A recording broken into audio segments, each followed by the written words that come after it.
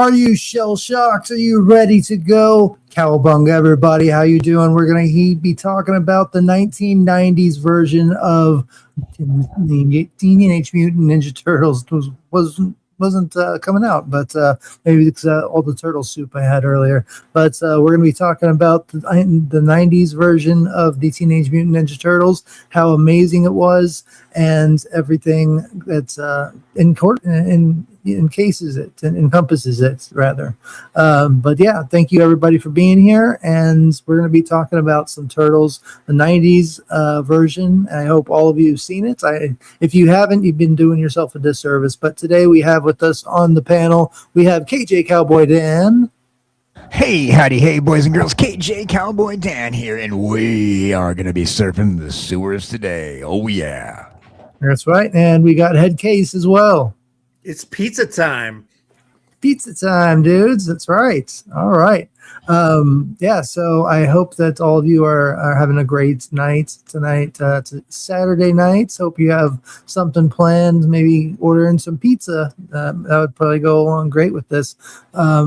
If you haven't seen this movie, you're doing yourself a disservice. But I do want to introduce everybody that's in here tonight in chat. We have ourselves Jamie Lynn Simmons. Thank you so much for being here, sweetie.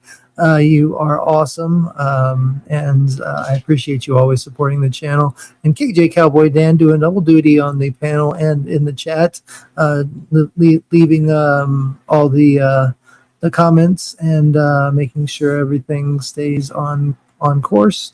And we have with us also down below, we have where is Headcase? Yeah, there he is. Headcase is also doing double duty and as a wrench and on the panel. And then we have Finn Turismo as well. Thank you so much for stopping in. Y'all are awesome. Yeah, sorry we had a little hiccup starting out, but we had a little technical difficulties, and we got them fixed finally, thank God. So I wanted to start with the dig, as we say around here. We're going to be digging into the facts, the evidence, the characters, the things of the movie that make this a movie so exceptionally remarkable. I mean, to this day, they're still trying to make a movie, a Teenage Mutant Ninja Turtle movie that lives up to this, because there's never going to be one. This is if I were to put any comic book adaptation in the scores, I would rate it to its adaptation in the comics as a 9, in comparison to everything else. Yeah, it just has that atmosphere.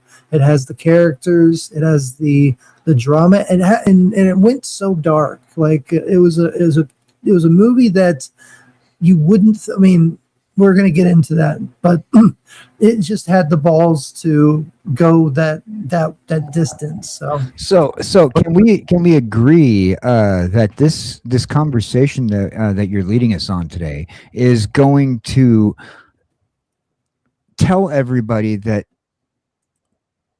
or ask everybody why the 1990s Teenage Mutant Ninja Turtles is still the best rendition of the Ninja Turtles to date, next to the original Eastman and Laird comic books. And I would have to say the characters is the first thing that I would bring up. The characters itself are the linchpin of this movie. I mean, it's what holds this entire franchise together. You have a father that is a master in ninjutsu, and is training his 4 baby turtles that seem to be mutating at an exponential rate, and he seems to be exponentially growing as well, and not only growing in their height and becoming more human, but they're growing in family, and they becomes a you call your family your blood, but in this case, it's not necessarily blood that makes family. And I completely wholeheartedly agree with that sentiment. That's it's not who you're, who your blood is, or who you feel is a part of your family, but it's those who are there for you, who care about you, who are willing to tell you when you're doing wrong, when you're there for your brother and sisters, and helping for them to grow, and helping make them better people. And we need more of that in the world. We need more people willing to step up and say, hey, I feel that you didn't do something, One of the things that they really did great job, and we're going to get here down the road, but they really added an arc for Raphael. And that's basically what this movie, is mostly about, is about how he is making mistakes and how he grows to appreciate the family. I would honestly disagree. I agree that Raphael is a big part of this movie, but it's also about Raphael and Michael, Leonardo and Raphael. They're butting heads, the entire time. Yeah. And then when Raphael almost dies, and you see him, Leonardo. Let's not give away some of our points for later on. Okay. Yeah. You're jumping ahead to halfway through the show. Yes. So yeah, we do have an outline. We're going to build up. So we got lots of good stuff in store for you guys tonight. You're jumping ahead through halfway through the movie, so we're gonna start. Right now we're just talking about each character. So now we have the build up of the characters. Yeah. So basically, this all it all splinters, if you will, down from the hatred of Orokosaki, which is Master Shredder, and his trainer, maybe not trainer, but his adversary at some point. At some point, they don't really describe how the hatred for one another came to be, but the Hamato Yoshi, which had a baby rat that would watch him, and in the movie they showed Splinter doing kung fu in his cage. Yeah. I like that part. Can I kind of pick up from where you're at right there? Yeah, of course. So now there are two different lores of the Splinter character. Now the movie lore does change it up quite a bit from what everybody's used to in the cartoons and the movies, where Hamato Yoshi is the Splinter. In this case scenario, Hamato Yoshi is, as he said, the pet. And when we get into it a little deeper, we're going to be discussing how there are different types of family. Now, what's that? I was just agreeing with you. Oh yeah, so but he is the pet, and as Data was saying, but pets are still our family, and we're going to be talking about the dynamic of this a little bit later. But one of my favorite things about this movie is Master Splinter, and we're pretty much we did build up a lot of conversation around Master Splinter, because I think we feel as if Master Splinter is the true driving force in this movie. Yeah. I can't help but acknowledge Jamie Lynn's comments on Raphael saying, damn, when he lost his sigh, like at the very beginning of the movie before we see him. And then it has such a great soundtrack as well, building up with it. But we'll talk about that later. I'm sorry. We should stick to stick to the. Well, these are just pointing out things yeah. that we are going to Well, be talking yeah. about. So you're Yeah, right on the right spot. but You're hitting the nail on the head. yeah, it's I want to touch on the characters first and why we love each one, and then we'll get into the actual lore of what happens and what built up in this movie to why this movie became such a classic, because there's so many turns in this movie that has people. There's redemption arcs.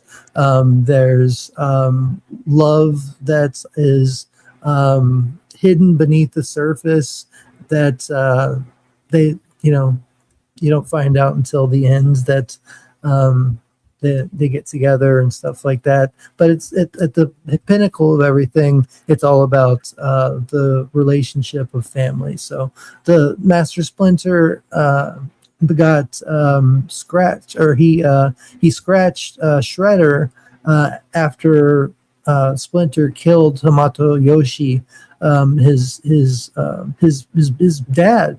I mean, literally. Like if I were to call, like I call my cat my daughter, because she's like my daughter. I don't have any kin. They're your fur babies.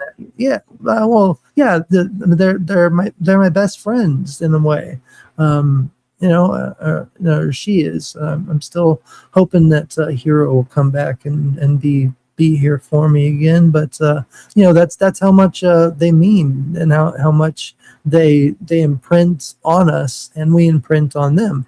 But even though he is the pet of, in this case scenario, in this version of the, he is the kind of like a good luck charm rodent pet kept in a cage, watching his master learn, and he does defend his master against. Well, I would argue it's the same relationship with Hamato Yoshi and Splinter that I have with my cats. Right, exactly. Okay. That's what I'm saying. And I thought you were saying something else. And typically, your pets will, on occasion, a dog will stand between you and what it feels is a villain, as happened in this part of the story. Exactly, and that's exactly what happened. Is after his father got killed, he jumped out of his cage and jumped on his face and scratched his eye out, scratched his face up, and he threw, he got him off his face and just threw him to the side, and I think broke his arm, which is why when he does mutate, he doesn't mutate into a full like a stronger type of rats. He's an old moves around like Yoda type of thing. Like if he needs to pull it out, he can, and I don't mean that in a sexual way, but okay. Well, I want to. Besides all that, I wanted to touch on, since we're just going to talk about that, and before we move on, I feel like that there's a lot of deep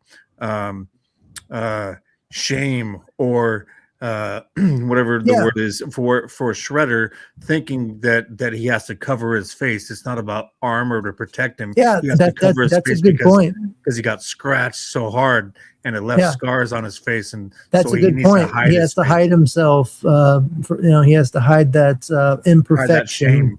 Yeah, exactly. I totally see that. I never thought about that, but that's a very good explanation for why he wears that face plate to hide his face, because of the imperfection that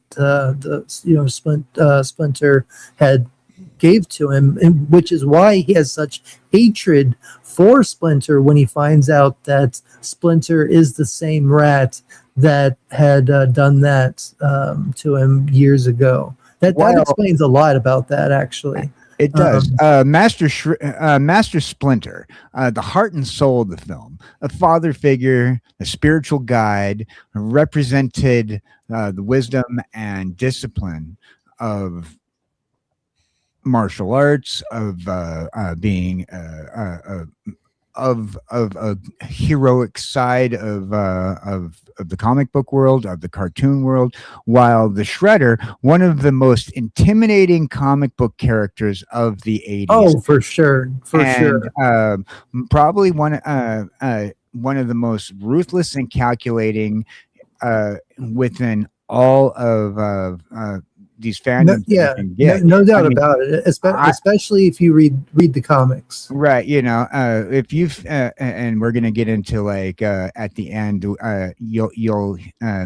we'll have like honorable mentions, but the Shredder was very much nerfed in a lot of genre. Oh, for sure, and they make up for it in sequels, but we're not getting into that. But he was very much nerfed. This is the first time, like in some sort of media that's not comic books, that you see the Shredder is something like badass. And so in this movie, he's ruthless, he's calculating, he's larger than life, and exactly. Pretty much he's got a huge plan. He's got a plan for revenge, which makes him genuine. His plan. He's a crime lord. He's a samurai warrior. Yeah, he's like the mafia. He's trying to get children to come and be his army. And I do want to take a little bit of time, now that we have a few extra people in here. I want to say thank you, K-Shoal, for being on the Rumble side. Thank you for being on the Twitter, for the YouTube side as well. We're doing awesome. Yeah, we're doing the Teenage Mutant Ninja Turtle movie. The original, just the original today, because there's a lot to get into. And we also have Jason, Dr. Love, Jason Love, Doctor Who. But thank you very much for being here, man. Y'all are awesome. We also have Crouching Taylor, Hidden Swift. I haven't seen you in a while. Thank you for joining. Thank you for being here. You're awesome, man. I hope you're doing well. It's a pleasure for you to be here, man. And Rocksteady, we can talk about that at the end as a honorable mention, to talk about that. But I just wanted to take a little bit of time to acknowledge the new people in the chat. So there we go. All right, and we can go into the rest of the cast as well in the movie, which would be start with the leader of the Turtles, Leonardo. His leadership and responsibility is what he's known for. He's known for being basically the goody two shoes, but not so much. But that's what he's kind of known for. And him and Raphael have he's like the leader that they needed. They're all kind of Michelangelo, Donatello, and Raphael are easily distracted with things, and he's exactly more, keeping you on your mind on the ball. And in the movie, that's what's so beautiful about each of the characters. They have completely different personalities. They act as one unit, which Ninja should act. They should portray themselves as one and using their own not priorities, but their own weaponry and personality. Their own abilities, would say. So like Leonardo is like the Captain America type character. Mm-hmm. He makes the good plan. He's the responsible one. But then we have Raphael, the angry one, the emotional one, the rebellious one, the one that wants to go out and just kick some shell, And then Donatello is humorous, but he's also very, very intelligent. And I think that they didn't touch on that enough. They touch on it a little bit, like that he's kind of a nerd that is very, very intelligent and uses bigger words and. But they also kind of portray him as a sort of as a real nerd that doesn't know that what he's saying is funny. And he's the dad joke guy.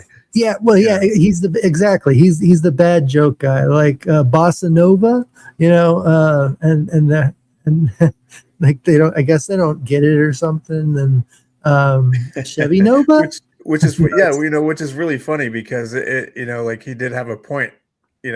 Bossa Nova is sort of a way of making music that is super intelligent. It's a really intelligent joke. Exactly, and I think that was their way of touching on that. But it wasn't until the next movie that they really get into like that he knows a lot about chemistry and stuff like that. But we'll go into that when we get into The Secret of the Use again. And then Michelangelo is there for the optimism and his innocence and his just his heart and his like almost stand-up type of comedy. Like he does impressions. He makes everything like he makes every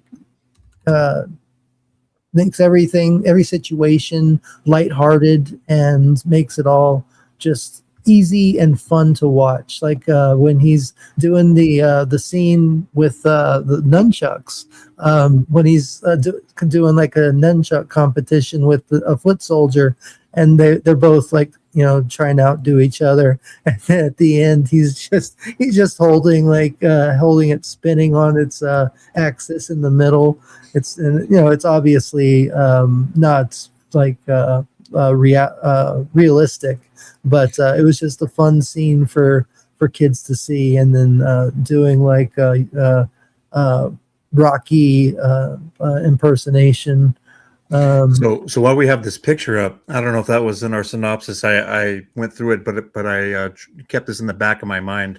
We don't have to go through everybody, but I just wanted to say that the people that play the voices in these in this movie. Some of them are famous voices of the characters. We're going to be covering the voices there. We have this in a segment for actors and voices because good ones. Yeah. If you look in your X, I got it pulled up. Oh, okay. All right. Yeah. You do a really good job of breaking it all down, but that was all like we went through it together, but KJ wrote it all down and basically put it together this time. So it was too big. We were actually going to also talk about the comic books as well, but it was way too big. Way too much. It was just way too big. So we broke it down. Yeah, we have way too much to say about a lot of things. Series. Like Wednesday's show. I probably could have talked about Twin Peaks the entire show. Like I only moved on because I realized it was already like an hour and a half in or something like that. Not to mention that we're going to dive deep into this movie, and again, there's a lot to talk about, just like Data said. But also, we could do a whole show just on Turtles 2. We're not going to even get there. Well, exactly, and the cartoon series, and how the cartoon series birthed this movie, and this movie really solidified because if it just stayed as a cartoon for the I think 5 seasons that it had, it wouldn't be the show-stopping type of franchise that it is today. Like it's because of this movie that movies are still trying to be made to this day to try to make a better Turtles movie, and they're doing it completely the wrong way. It's really sad that Jim Henson is gone. But that's what I was going to say. That's the reason why they can't do it in the same way. We have a whole series planned for this that we're going to be touching on each individual movie, and also at the end we'll talk about the Jim Henson being gone and the other stuff as we know from our notes. Let's not jump to the end already. We got a couple hours to go. Yeah.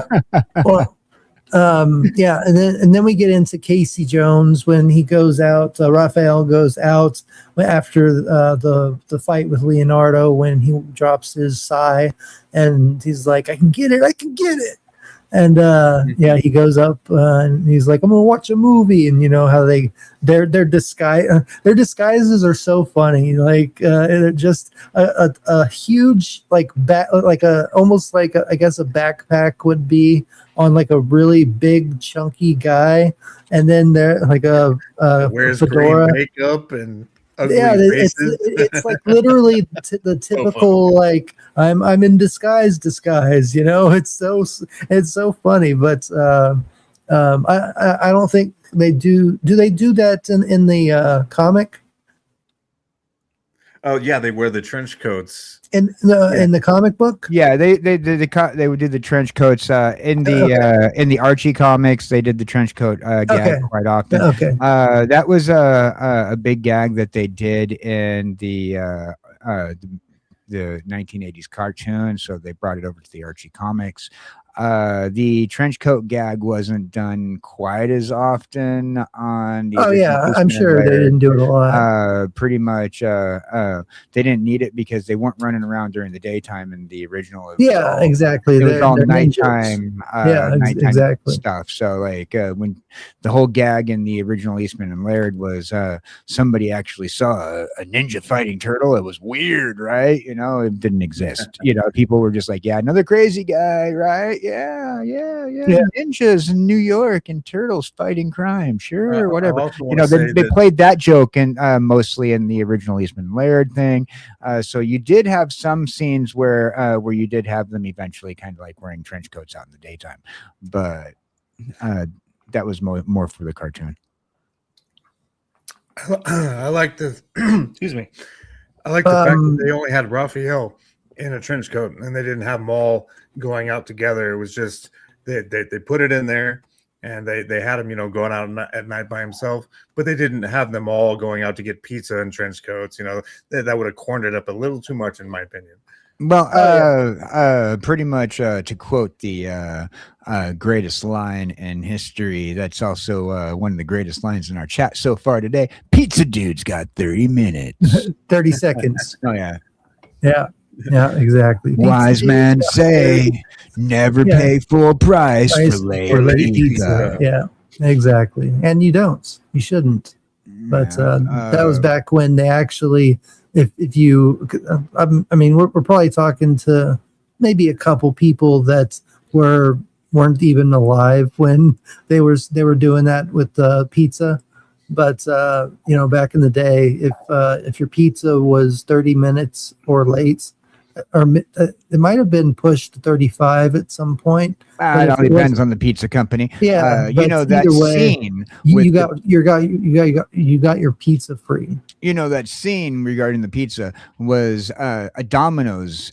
Pretty much Domino's product placement. Well, yeah, but originally it was supposed to be Pizza Hut, but Pizza Hut didn't want their name on it for some reason or another, and I don't know why, because they were doing collaborations with cartoon product in the past. I think it might be because they saw the comics and saw how violent it was. Because that's another one that because they did collaborate with Ghostbusters, so I don't know. Oh well, they collaborated with everybody. I don't. There was there had to have been some reason I don't remember what it was. But weird. Anyhow, so Casey Jones, his character archetype is the street fighting vigilante. Yeah, rough around the edges, but fierce and loyal. He becomes part of the Turtles' extended family in this ongoing adventure. Yeah, exactly. Look at that hockey stick. I know. And I love Raphael and Casey's exchange. Like they basically start out as enemies, and I just remember the fight in the park when Raphael was taking care of those people that stole that lady's purse, and Raphael took him out, and then. Casey Jones pops out and he's like, who are you? Like he didn't say fuck, obviously. Yeah, well, but he was mad because he's supposed to be the vigilante.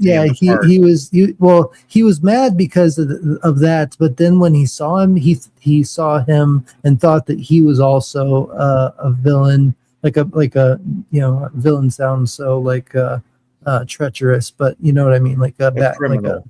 like a Crouching criminal. Tiger, Hidden Swift says, "But just a kid, couldn't believe that they're putting him out on the big screen. Might be my greatest theater Exactly. experience ever." That agree. dude, high five to you, Crouching Taylor, Hidden Swift. That's me too. That was probably besides Tron Legacy, which I know I'm gonna get a lot of slack for, but that's those two are some of my favorite feature film theater experiences. Jason Love, Doctor Who says it was a slam dunk. Like, come on. Oh yeah, for sure. I mean, especially, when I heard that, I got Wizard Mag. Do y'all remember Wizard Magazine? I got a Wizard Magazine, and I saw that they were making this movie, and I saw some screenshots of what on the this right here. I saw that image, and I saw this image just of the turtles, not the full thing, but just the turtles coming out of the sewer, and I was so hooked. It was amazing. I can't, as a kid, I had no idea that I was in for the experience of my lifetime. It was so amazing, and even though April O'Neil didn't dress the part, it was a more realistic version of what a reporter wouldn't wear a leather yellow leather jumpsuit. I understand why they did it. At the time, I just wanted it to look like the cartoon, but what I got was so much better than that. I don't know. She did actually in the movie. They did give her in one scene in the movie. She is wearing the yellow jacket, and that's the scene where she gets mugged. Though. Yeah. Well, you don't need the whole leather onesie, even though. No, I get it, but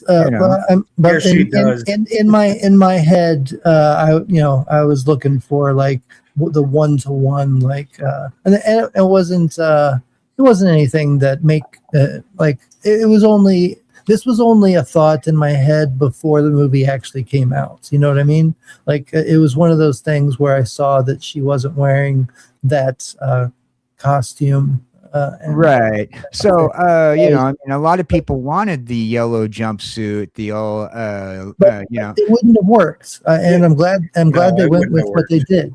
And the woman Jennifer Hogue pulled the character off exactly. Wonderfully. That's what I literally was just thinking that. I was about to say that.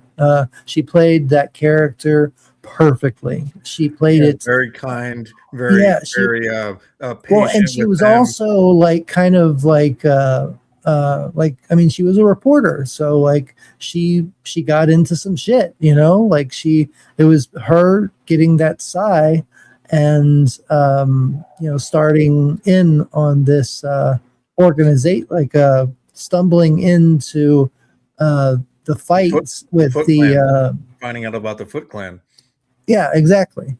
And but before we go to that, we're going to talk about Danny, who is he wasn't in the comics that I know of. No, he was not in the comics, but he was an original character created for the movie. And I think he was created for the movie because they wanted to get Vern. Because Vern is in the movie. Yeah. And he was in the cartoons and comics. He was April's not publicist, but her boss at the. They needed to have reason to project the storyline even further. In order to project the storyline even further and keep a secondary supporting character that usually is only in the cartoons at the beginning of the cartoon and the end, if one of the characters was not particularly of the news staff who wasn't being kidnapped, where they didn't have two characters from the series that was in the newscast that were constantly being kidnapped by the Foot.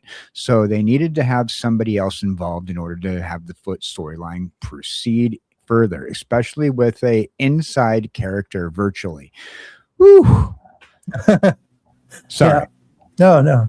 No. I agree, and that's why I love this movie, is because it sticks to the lore in that way, where most of the characters are in there, and if they're not like from the cartoons or the comics or anything like that, they have a reason for being there, and which we'll be talking about later, why he's in there. But it also leads to the last people that we'll be talking about, the Foot Clan, which is basically a bunch of kids who are being swayed to become a part of this army, who will show their show their potential and being trained by I forget the character's name, but the bald guy in Shredder's camp that trains all the. He's not part of the original cartoon either. No, it's another character. No, but he's training the Foot Clan, and that's who the last characters are. He doesn't even speak. He just goes, "Oh, wow!" And that's exactly the point of bringing this up, because this whole point that we are about to bring in as evidence. The character that you're looking for. Thank you, K. Scholl. The character name was indeed Tatsu. Tatsu, that's right. Thank you, K. Scholl. Yeah, K. Scholl, you rock. Okay. You get I'm gonna K. Scholl. Thank you so much for that. I'm going to just remember, our chat is even smarter than we are sometimes. Exactly. If you got the knowledge, you got the chat. Welcome in. And got to give you props to that. You are a part of the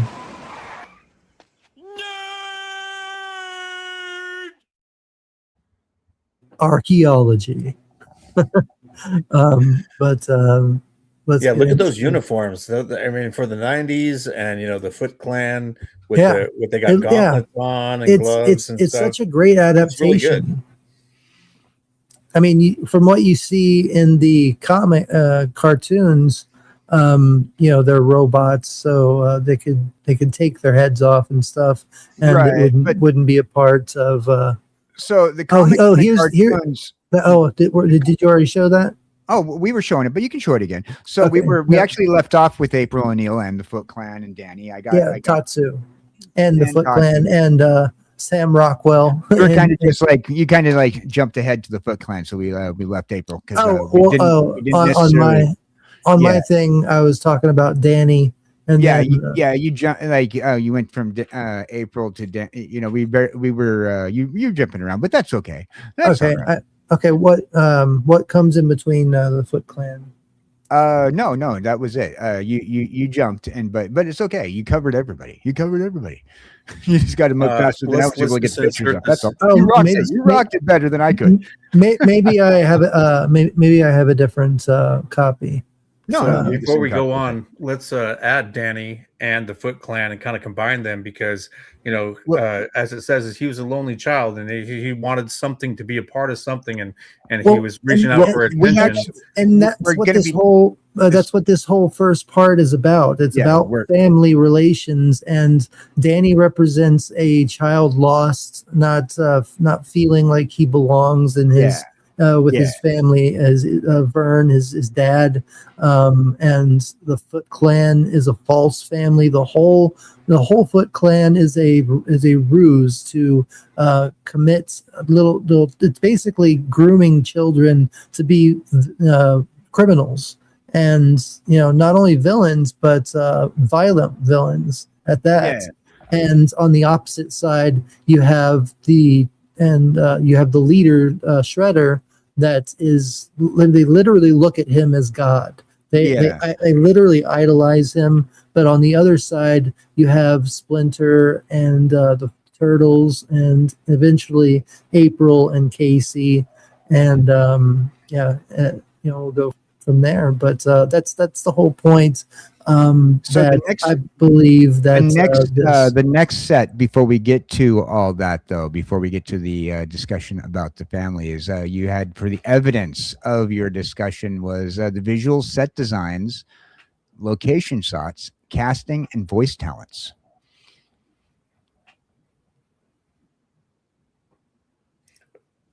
Yeah. So, all right. So I just want to throw this in there while we're getting to the next thing. One of the things that the Foot Clan did to get Danny involved, which was really crazy in the 90s, was that they had this arcade where you could go there in the middle of the night and sneak into this arcade building, and they would hand out cartons of cigarettes to children. Yeah, and have them play video games. We're actually going to be covering that here shortly. In the it's not in that synopsis. It's not in my synopsis. It's part of the whole Foot Clan's. We were going to talk about that with the whole grooming part in the with the Foot Clan. Remember? Yeah, I have a completely different synopsis than that. Yeah, I got the one from our drive, our Google Drive. All right, so like after the Foot Clan, it says the original comics. Mm-hmm. And then it said created by Kevin. Right. Okay. And then it says darker, more violent, inspired by Frank Miller comics. Right. So we covered that already. Oh, okay. You covered that. You covered that already. You jumped ahead, remember? And now we're at visuals and design. Okay. Take it on. Because I don't know where we are. Go ahead and take over. Hey Dan, I think we're looking at two different things. So maybe you want to send that to our DMs.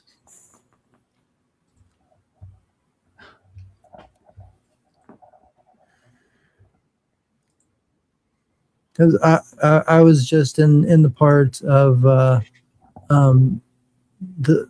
dig and talking about each one of the characters one by one. And that was the first thing on the outline. Thanks everyone there in the chat. We really appreciate you. Let's see, still here. We got Jamie still here. We got Kay Scholl still giving comments, and Jason. Thanks, guys. Pow, Jamie says, and April. All right, that's it. And she smacked the foot soldiers with her purse. That's pretty funny. She did do that, and she was getting away, and that's when Raphael lost his sigh. And he's like, "Damn!" Yeah, you can hear it all the way across the whole city. He's yelling. Well, that in itself, we could start by just going from the beginning. It shows in the very beginning of the film, April O'Neil getting jumped by a bunch of people that she sees being hijacking some equipment and putting them into a van, and so she sees that and she runs, but they catch her, and they end up catching her, and the Psy gets thrown to bust the lights out, and so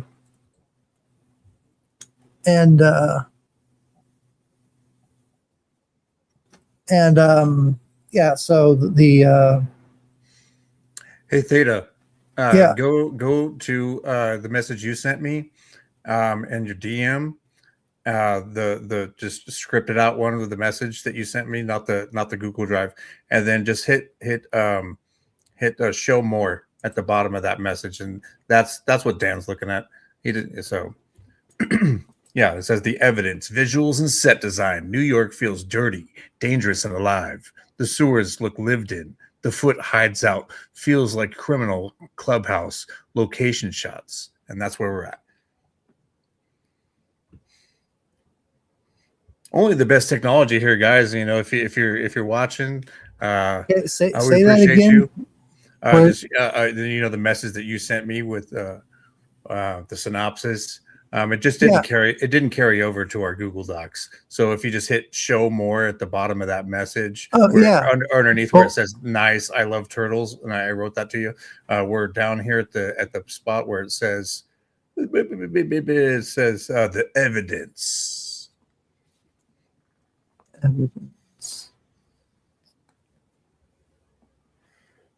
This is a part comic, part cartoon, part martial arts movie, part family drama.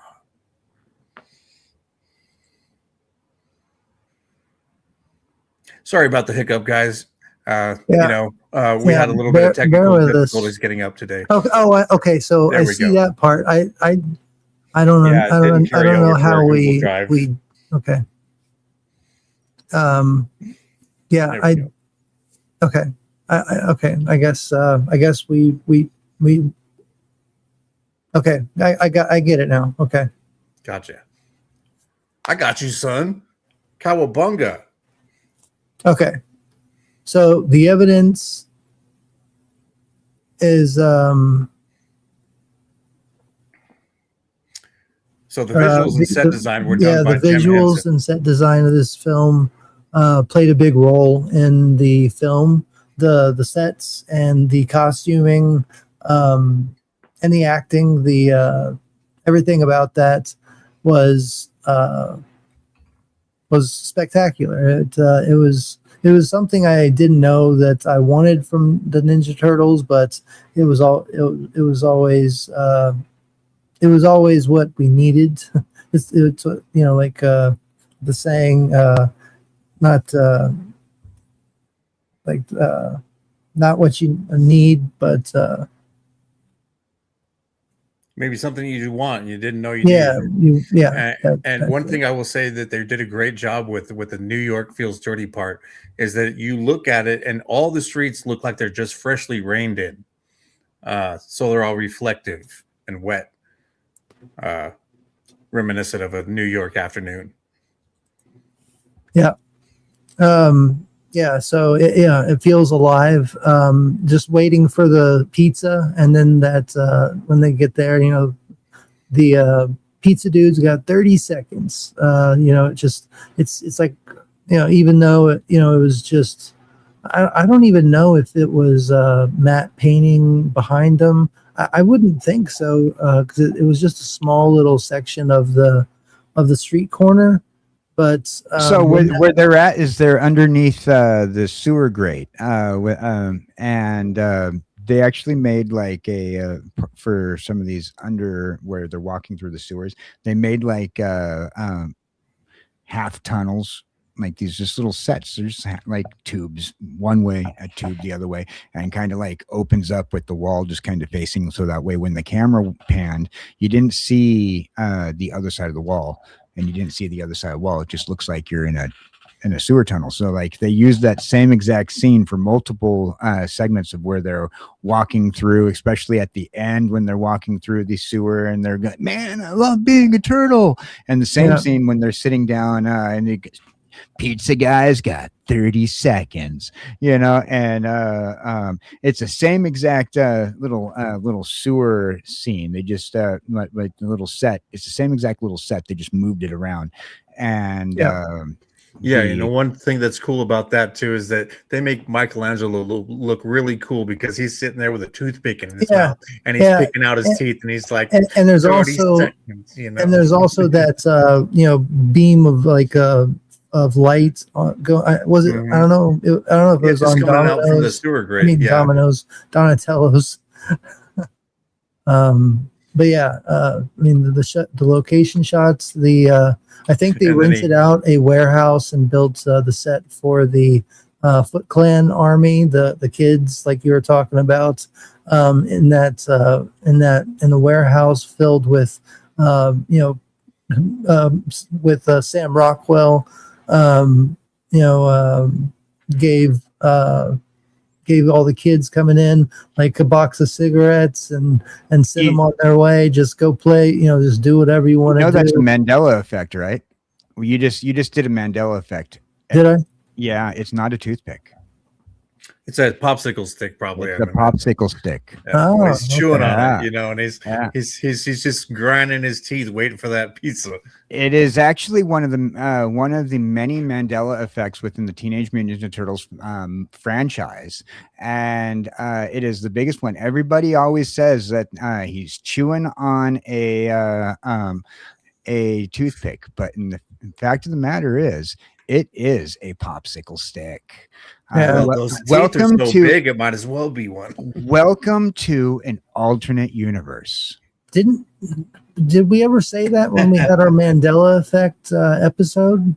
I don't know if we did or not. I was not there for that.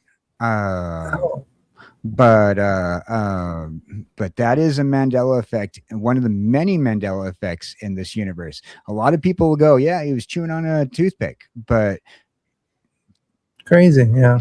When you have we teeth need to that do big, another you need one a of those. popsicle stick, not a toothpick. yeah, but that is a Mandela effect. Yeah. Okay. I did an episode on that. We should have. I'm not gonna lie. I always did think it was a toothpick. That's why I said it. Yeah, I But, mean, you go back and you find out these things. Like, because when he's chewing on it, yeah, it looks like he's picking his teeth with it. You know. Well, he probably was picking his teeth with it. Oh yeah, he was pretty much. I don't think they would have been able to with those gloves for the actors, even though they were very usable and very malleable. As for a lot of the Jim Henson Studio stuff that they did for making puppets, and they made costumes, and they made all these practical effects for this movie and several other movies. Like, I don't think that they would have had a very easy time holding something as small as a toothpick. Yeah, that's a good point, Dan. Yeah. And this, like, the sewer that they live in looks so it just looks so epic.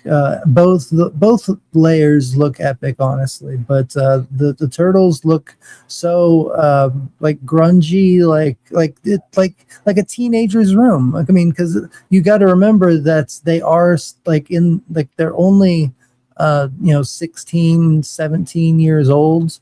So hopefully you don't have any turtle rule 34 on your computer, because that would not be good.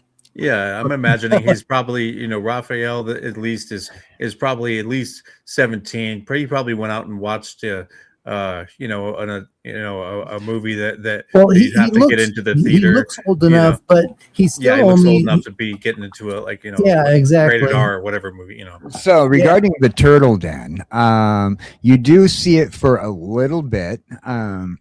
As we know that it's the storyline puts it when they bring in April O'Neil, and when they come back and see it trashed. And also when we see Splinter's meditation set, where he's sitting and meditates with his shrine behind him, and it's when they're arguing and stuff, and but yeah, the turtle lair was awesome looking at, but it looked like a 16-year-old, like a teenager lived in it, like all the posters in there.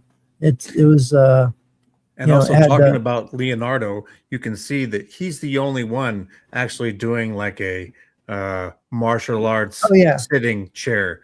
Yeah, so that was a nice everybody else is doing their own sitting thing, in the chair relaxing or whatever, but he's structured and he's focused. I know I you might be right, but I think in Raphael's head, he's wasn't he like punching a punching bag or something like that? Here we go. We get the image up on the screen for you. Yeah, exactly. Look how like detailed that is. I saw somebody trying to recreate a diorama of the with the NECA turtles that I had showed which I could. We'll do it later. But Yeah, that would be yeah. cool. One of those cool corner dioramas we were talking about the other day. This would be Yeah. a cool one to have. Yeah, but I mean, there's so many different things in here, like so many different types of Right. yeah. Raphael's just kicking back. It almost looks like he's got a brew in a hand or something. Well, yeah, he had finally recovered his size, so he's happy now that he got it back. Splinter's got a splinter chair. Yeah, I thought maybe it's in this. A little bit about Splinter's Lazy Boy. The puppeteer actually had to they had to hollow out they hollowed out a Lazy Boy, as you can see, like where the kickstand is for the foot of your Lazy Boy. That's not where a Lazy Boy foot would be in a normal case. I saw this whole thing about how that probably would have had to been Donatello. Yeah, so the Jim Henson arts team, what they did is they had to create a Lazy Boy from scratch, so that way they can have the Hey, puppet what's up, on it. Sci-Fi Nation? How you doing, brother? I appreciate you jumping in, man. You're awesome. I hope that you saw my thank you after your last donation. I really appreciate that, man. And anybody that wants to help the stream, you can send super chats, geeks and gamers. No, but anything in the description with my Teespring, all that. So thank you for your super chat. I just want to make sure that you got my my message, and go ahead. So his chair was made so that way they would hide the puppeteer inside the chair. It's wild. They had to they customized this chair and everything. So it was originally going to be like some sort of Lazy Boy. It was going to have like the kickstand, but as you can see, there's a pillow there, and his feet were just dangled off the edge, and it was so big that they had to use a forced perspective with the cameras whenever they showed him sitting in the chair. Oh, and that makes sense. They had. In other scenes, you when you see his chair there and he's not sitting in it, it's a completely different chair, and you can tell the difference of the size.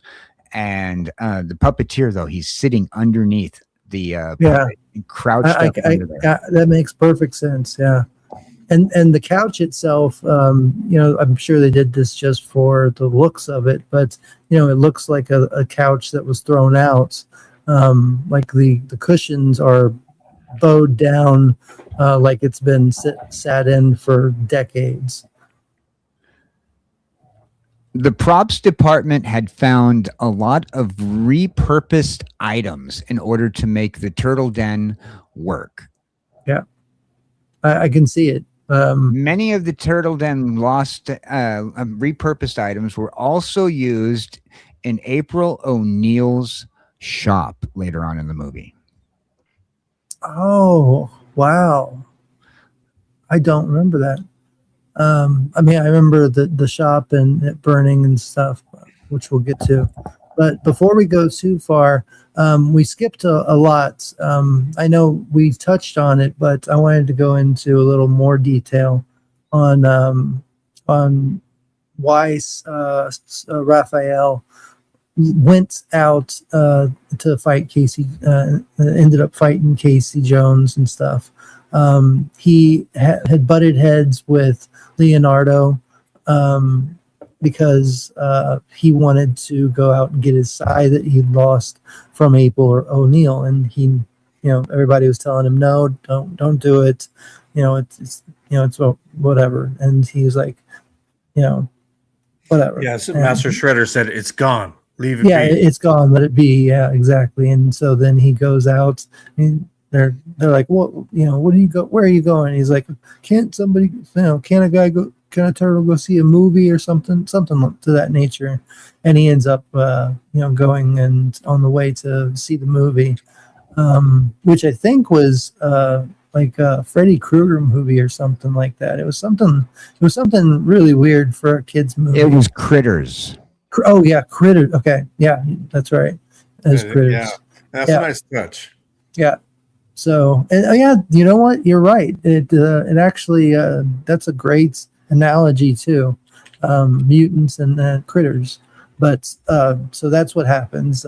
He goes and gets down to the sewer, or it gets down from the sewer, and doesn't go in to get the ticket because he's stalled by the robbers of the purse, and he takes them out, and that's what starts the affiliation, like the relationship with Casey, and they're trying to one up each other and stuff like that. So that's what ends up happening there. So I wanted to just catch up where we are now, because she still had the sigh that she had found from the beginning, and she got jumped by the Foot Clan because they knew that she was still alive and knew about their ring, and they wanted to basically convince her to not talk about the Foot Clan because she had just done a journal, like a piece on the Foot Clan. So she goes down to the train station and she gets jumped by the Foot Clan. Raphael comes out and defeats the Foot Clan and takes her because she faints or gets knocked out, and he brings her to the turtle lair, and that's where we are now. Yeah, they were pretty rough, about it too. They were holding her mouth closed and saying, "Keep your mouth shut," Yeah.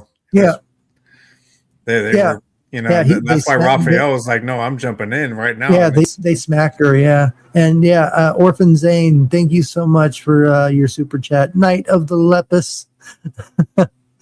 Thank you so much for your super chat, man. Let me play this for you, one that we haven't played in a little while.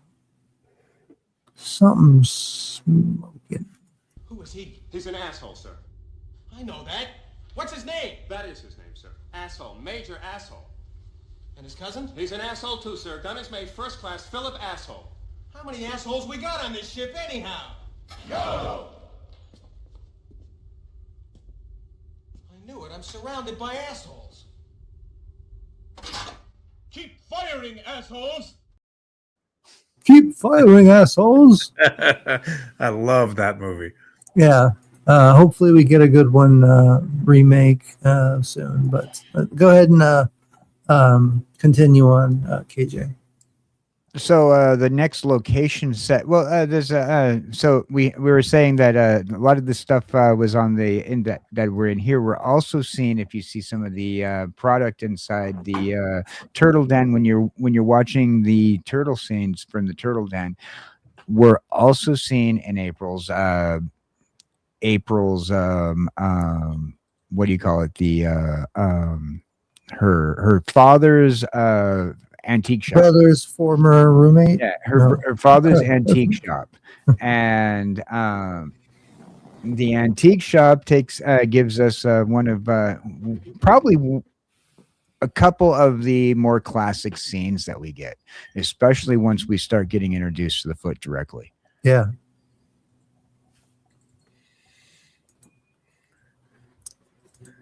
Yeah, this is definitely a great scene. And then they offer to take her, walk her home to make sure she doesn't get attacked again.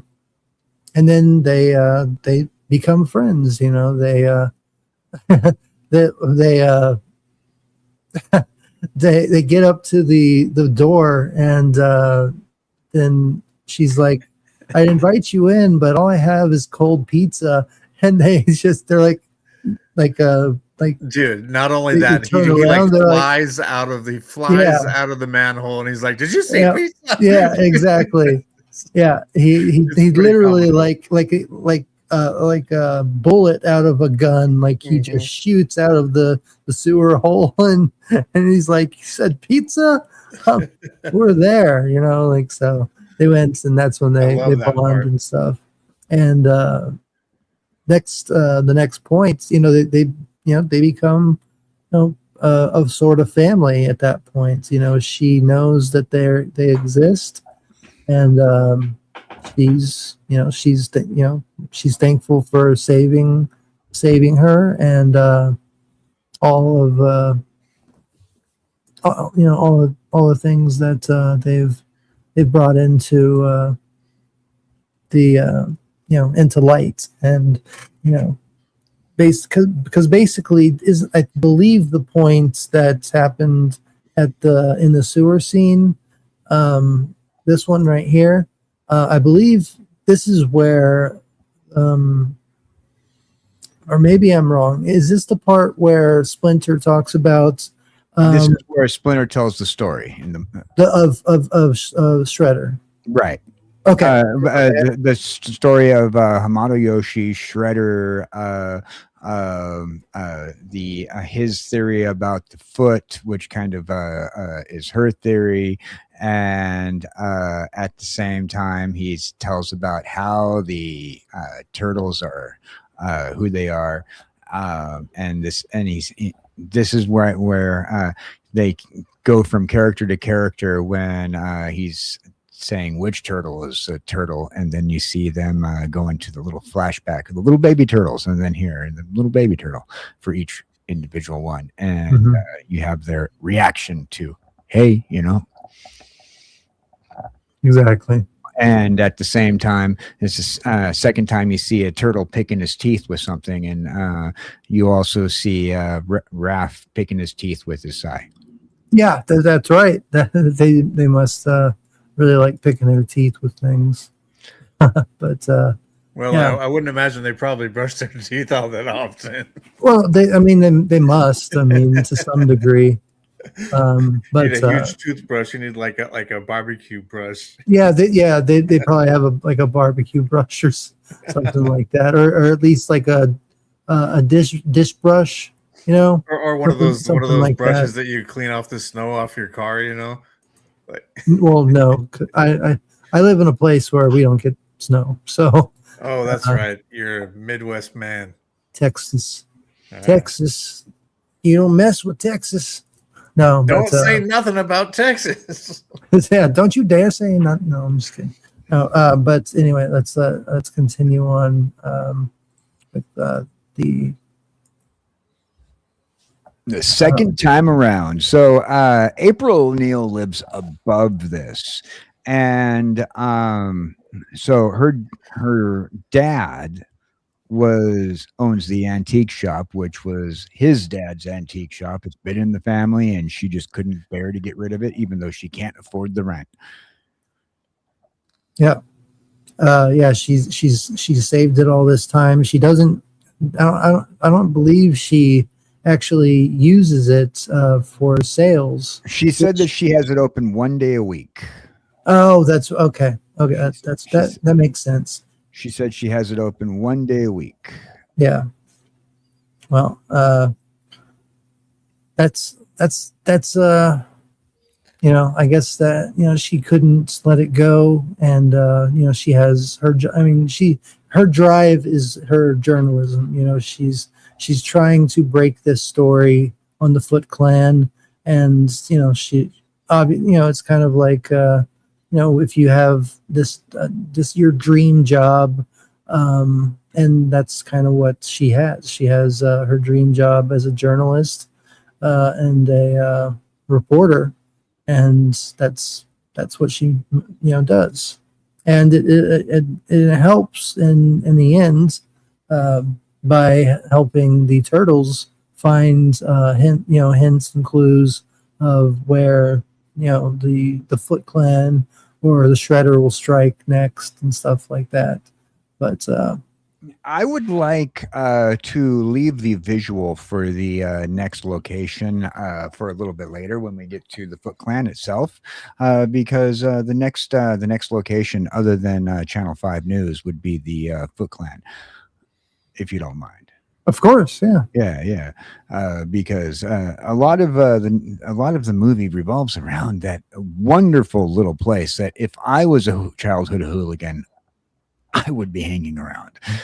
Yeah, exactly. But one of the things that everybody's excited about is the voice talent, particularly a certain voice talent that we know from a lot of the Ninja Turtles content, and also was in the Lost Boys movie that we watched recently. Corey Feldman. Okay, Corey I wanted to make sure that we were on the same page. Yeah. So we are going to voice talents, and I know everybody's excited about the voice talents. Goonie, the Frog Brothers, the children of the Night and Lost Boys. Just exquisite. That's what my bike group is called. The what was it? What Lost is it Boys. called? The Lost Boys. Sick, man. That's awesome. That's awesome. And I'm sure he voiced Donatello, and I believe he wanted to come back for did he play Donatello in the second one too? I believe he did. I believe he returned for multiple projects as Donatello. Okay. Because that's one of the biggest at the time. He was going through a lot of Corey Feldman. He played Donatello. Yes. Yeah. Just I believe he returned for multiple projects though. Oh yeah. Okay.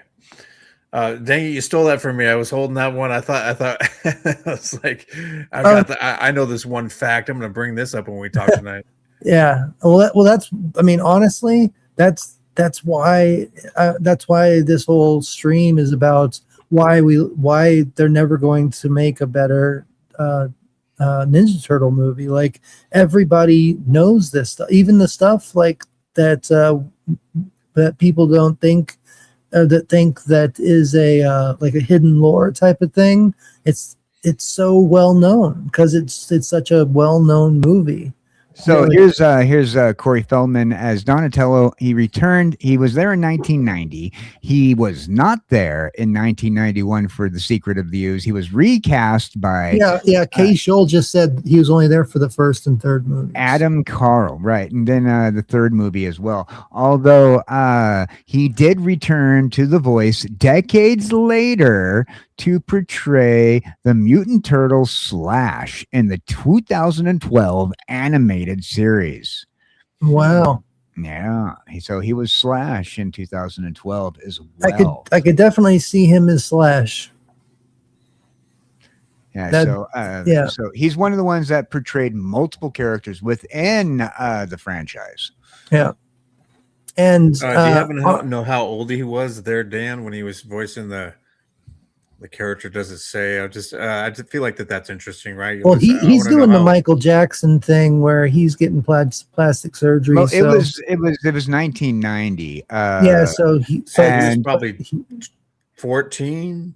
Well, so it was 1990 when he did that, and Corey Feldman, 29 or 30. Corey Feldman is currently 54 years old. So if anybody's good with math, you can figure that one out. 1990. He's 51. You say he's 54 years old currently. He was born in 1971. Anybody out there in the chat got a number for us? He's a fellow Cancer, born under the sign of the crab. Oh, I thought you said he formerly had cancer. No, he just he's had enough drugs to cure it though. Yeah, well, yeah, you would think, and enough women that he pays to do that'll just pretty much ruin the drugs to cure the cancer and give him a different disease. But anyhow, we're not going to talk about that because he just got out of the hospital and we don't want to jinx it. That's true. Hopefully I do pray that he gets a hold of his addictions and his narcissism and his love, well, not love, but his the whole act of, Michael Jackson style, you know, type of living. And Well, trying, we will keep him in our prayers, so that way we can make sure that we get another poor sequel to Lost Boys. We need it. well, not only that, but I've been hearing that they're talking about doing a Goonies too. Yeah, they keep on dropping that though. I think it's in production hell again. You think it's From what I it's understand, more likely to do another Lost Boys, because he did come back for the Lost Boys, the Lost Tribe. Right. So the Lost Boys is more likely to do a sequel than Goonies 2. It's when I last looked, it went back to production hell, unless I mean, because without Corey Haim, it's not, it would never be the same. And Jason Patrick, I don't think he wants to come back with. I think that there were allegations that that there were issues with Jason Patrick and Corey Feldman on set. Corey Feldman kind of had this ego even back then. So if anybody's wondering, he thought this movie was all going to be all about him. Before we get done with Corey Feldman, the answer to the question is he was 20 years old when he voiced as Donatello. Wow. Yeah. All right. So Corey Feldman did Donatello. The actor who voiced Raphael was a gentleman named Josh Paris. He was pretty much notable for mostly voicing as a character voiceover artist, but he has been in other things. And I had his thing here and I just lost his That's all right. There's been multiple screw ups by me tonight, so I had his page. The problem with IMDb, it wanted to show me an ad, and I hit the backwards button by accident. But Josh Parrish was the voice of our boy, one of our turtles, and let's see, back to we had Robbie Fisk also voiced Michelangelo. Robbie Fisk, Risk, not Fisk, Robbie Risk, and Splinter was voiced by a gentleman named Kevin Clash. It sounds like a superhero name, like Peter Parker or something like that. A little bit more iconic in a sense when it comes down to Jim Henson characters. Splinter was voiced by the same person who played Elmo. No shit. Yeah, Kevin Clash. Oh wow. Yeah. And the Shredder, David McCarran, who physically portrayed on screen by James Sato or Sato. Robbie K-Shaw says Robbie Wrist was cousin Oliver on the Brady Bunch. Yes, cousin Oliver. Yeah. Interesting. Thank you, K-Shaw. And everybody remembers Tatsu. Yeah, as we said earlier. He's been in multiple martial arts films. All right, so Tatsu was voiced by somebody else and played by somebody else. So the human character that you see there is Toshiro Obata. And he was voiced by Michael Conaughey. I mean, I don't know these names. So I was asking, do you know who that is, Dan? No, pretty much. So you're in the Turtles, though, so we know you're in the Turtles movie now. Right? Yeah, absolutely, yes. But we do know who Tatsu is, and Tatsu, as you know from Tatsu, as Shredder's main guy, he's major martial artist. Yeah, I mean, that's why he's been. I think he's been in the newer John Wick movie, one of them. But anytime that a new martial art movie comes out, is that his friend, the Japanese friend guy? Yeah, that was the right hand man to Shredder. We're talking about the right hand man to Shredder. He was in such films as the Sword of the Bushido in 1990, Teenage Mutant Ninja Turtles 1 and 2, The Showdown in Little Tokyo, which is 1991 classic. If you like American Chop Sake, Brandon Lee was in that. With Dolph Lundgren. And Rage of Honor, he was in that in 1992. And that movie, Rage of Honor, had Richard Norton and Cynthia Rothrock. It was a cheesy movie, but you had a pretty awesome female character that was rockin' martial arts. You you had Brandon Thompson, who was like in everything in the 90s, from Buffy the Vampire Slayer up to the movie or the TV show? TV series. He was one of the he was like Brandon Thompson played the head vampire's right hand vamp on the first season, and then he played a couple of the characters. He was an Angel. He came back and played multiple characters on that. He's pretty much been in a lot of action films. So back to this Shredder's. Exactly. I'm thinking, I feel like I know him from something else. Do you see anything down the line there, Dan, that might pop out to us? As far as maybe something. Showdown in Little Tokyo is probably one of the most other than Ninja Turtles that I can think of. Showdown in Little Tokyo was one of his bigger performances. It had Dolph Lundgren, Brandon Lee, Hiroku Twaga, Philip Ton. Bruce Lee's son. Sorry. Brennan. You had Bruce Lee's son, Brandon Lee.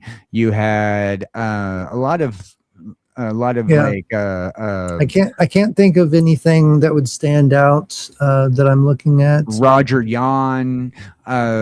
The actor though, he's just classic. He's got that classic, Japanese tough guy. He just maybe I'm just it's and maybe another Mandela.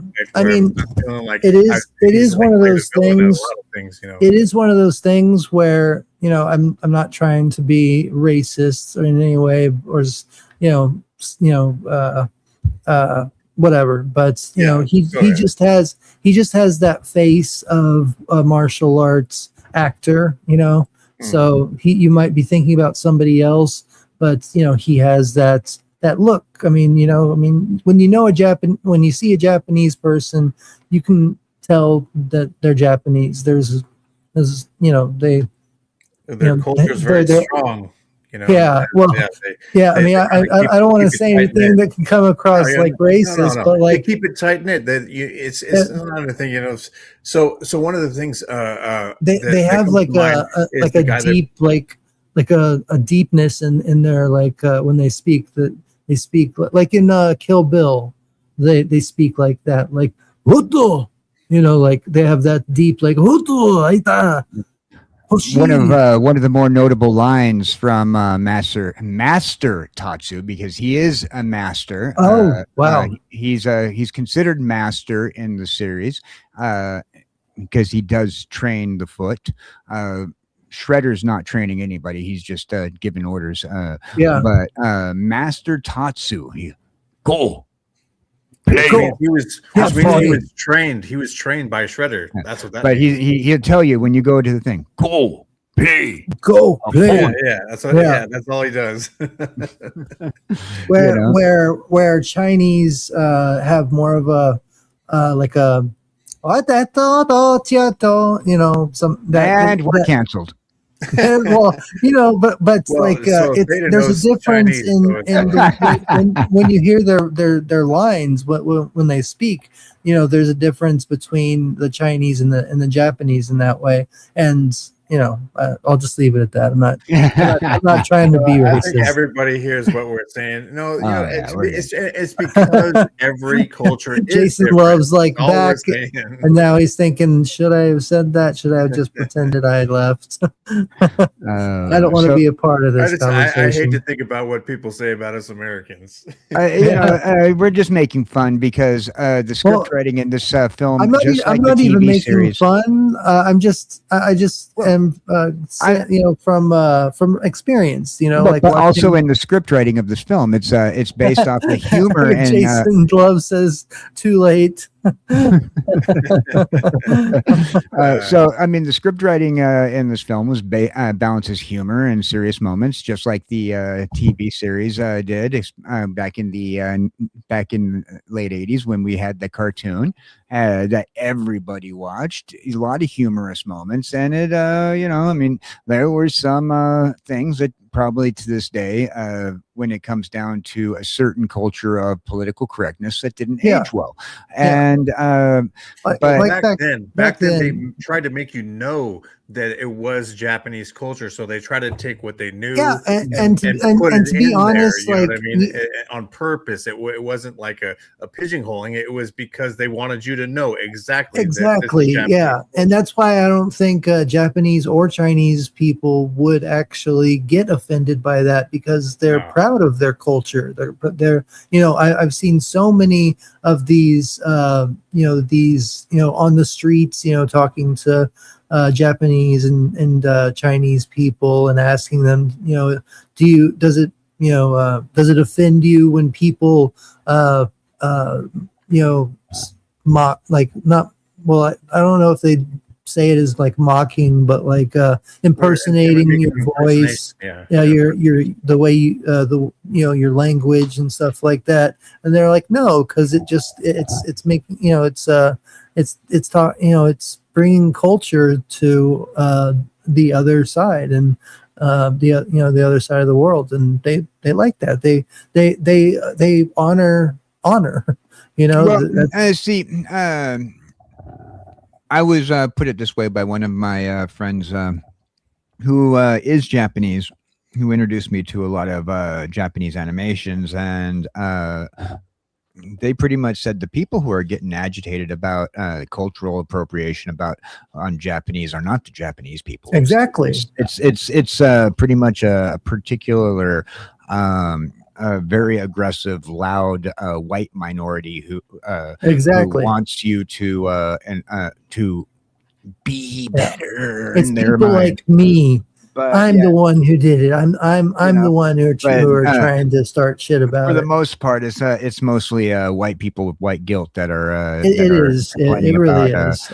Complaining about cultural appropriation there. It really is. And as we're going back to the Ninja Turtles, I just want everybody to realize that that's what this is about. That's why we're speaking about these things, because that's what they're trying to portray, is that this is a Japanese ninja rat teaching turtles that he found the Japanese version of martial arts. The Japanese way of ninjutsu, and raising them as the son that he was to Hamato Yoshi in the movie, and so in this scene, this is they go into this place, and they end up sleeping there. Then the next day, they isn't that right? They do sleep there. They stay overnight. Yes. Her coworker comes up. So that makes sense. So they stay the night, and then Raph leaves and goes up on the roof to train. So he's on the roof training, and what do you know? Casey Jones is on the other, like on a building, like probably half a mile away or something like that, and he's watching. He just sees out of the corner of his eye this movement on another building. Maybe not half a mile, maybe it was like a football field or 2 football Yeah, fields, it's one something building like to that. another one. Yeah, but he sees something moving, and so he kind of looks at it, and he sees that it doesn't look right to be a human, and so he uses binoculars and looks out over there, and he sees that Raphael has gotten into a huge fight with a bunch of foot soldiers. It turns out that April O'Neil's house is her place has gotten taken over, and basically Raph is the courageous Raph that boldly goes into fighting without calling for help or anything like that. He thinks he can take them all on his own, and so he fights them until he can't fight anymore, and he gets thrown down through the glass panel on the roof of of the apartment, and April walks in, and she's like, "Where's Raph?" And then down comes Raph through the glass, the glass ceiling that lets the light in the apartments, and so then they all start this huge fight. It's a huge war between the 4 turtles. April, she's trying to get out of the way, and also with the Foot Clan. But I do want to say thank you, Sigvaldson. Good evening.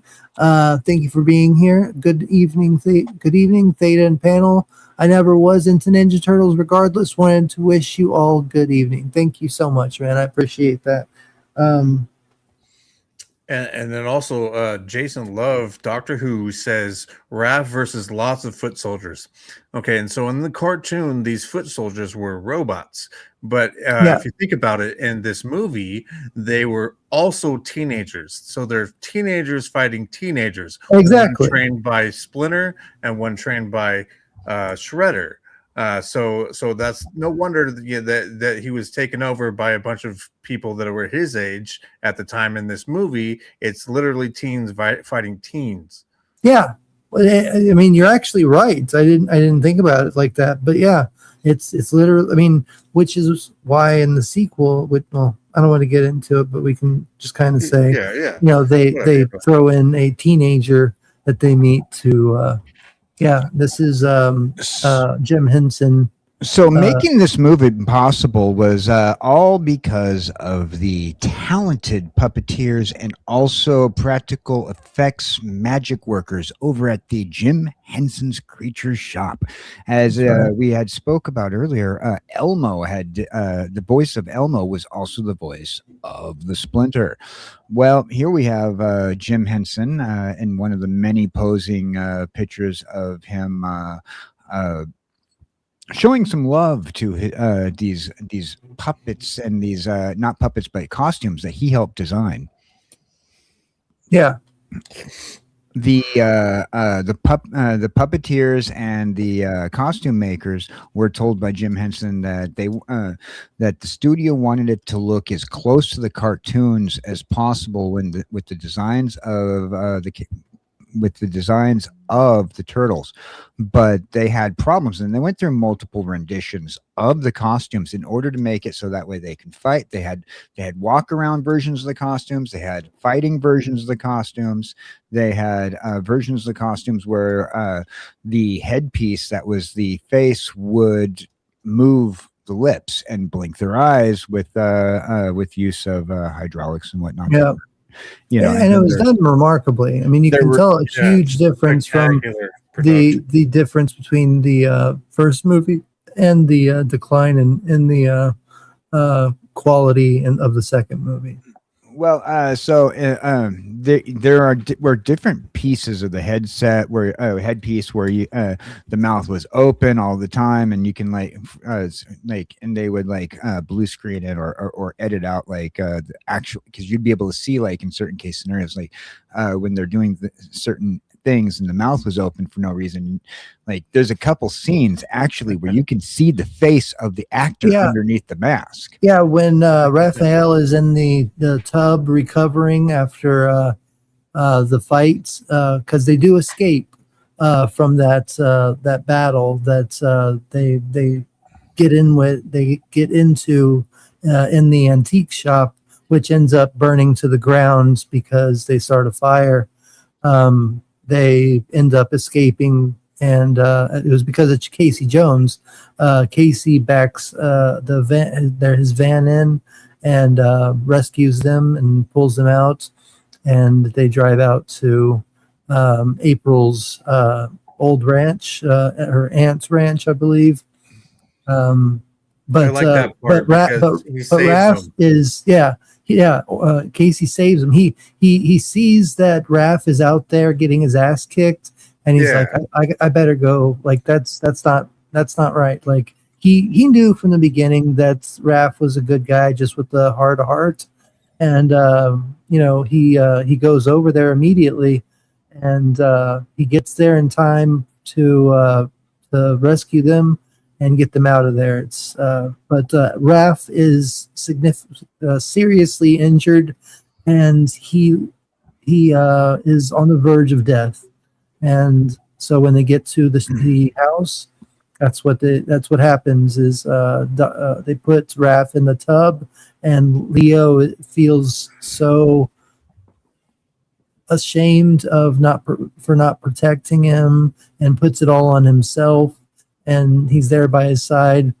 And there's one shot like KJ Cowboy Dan is talking about, where you actually see, which looks actually terrifying, but it's like it has the turtle's teeth, and then underneath it you can see a head, like a mouth of a real person. You can see kind of like part of the jawline and the eyes of but it looks creepy as hell. But that's what you're talking about. Right. So Jim Henson had wanted them to look kind of individualized. He wanted them to have their own different heights, because every actor has their own different heights. He wanted them to have their own different body build, but they also had to move with the character. They had to move realistically. He didn't want too much. These were probably some of the most accurate full body latex rubber suits that you were going to get. I'm glad with what we got, though. If they went here, it would have been too cartoonish and right. in a dark city. Yeah.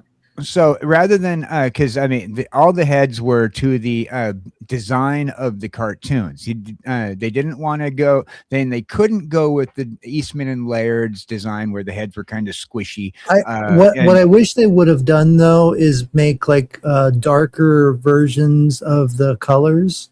I know that could have worked better. I know they adjusted it more in post to make it darker, but I wish that the colors of the turtle's skin and the shells, and even the colors of the masks, I wish they were dulled down to where it's like they've been in sewage, for their entire lives. Right. So a lot of that was a choice of keeping things to a certain level of cartoon aesthetic, to keep to the cartoon that they were basing their world off of.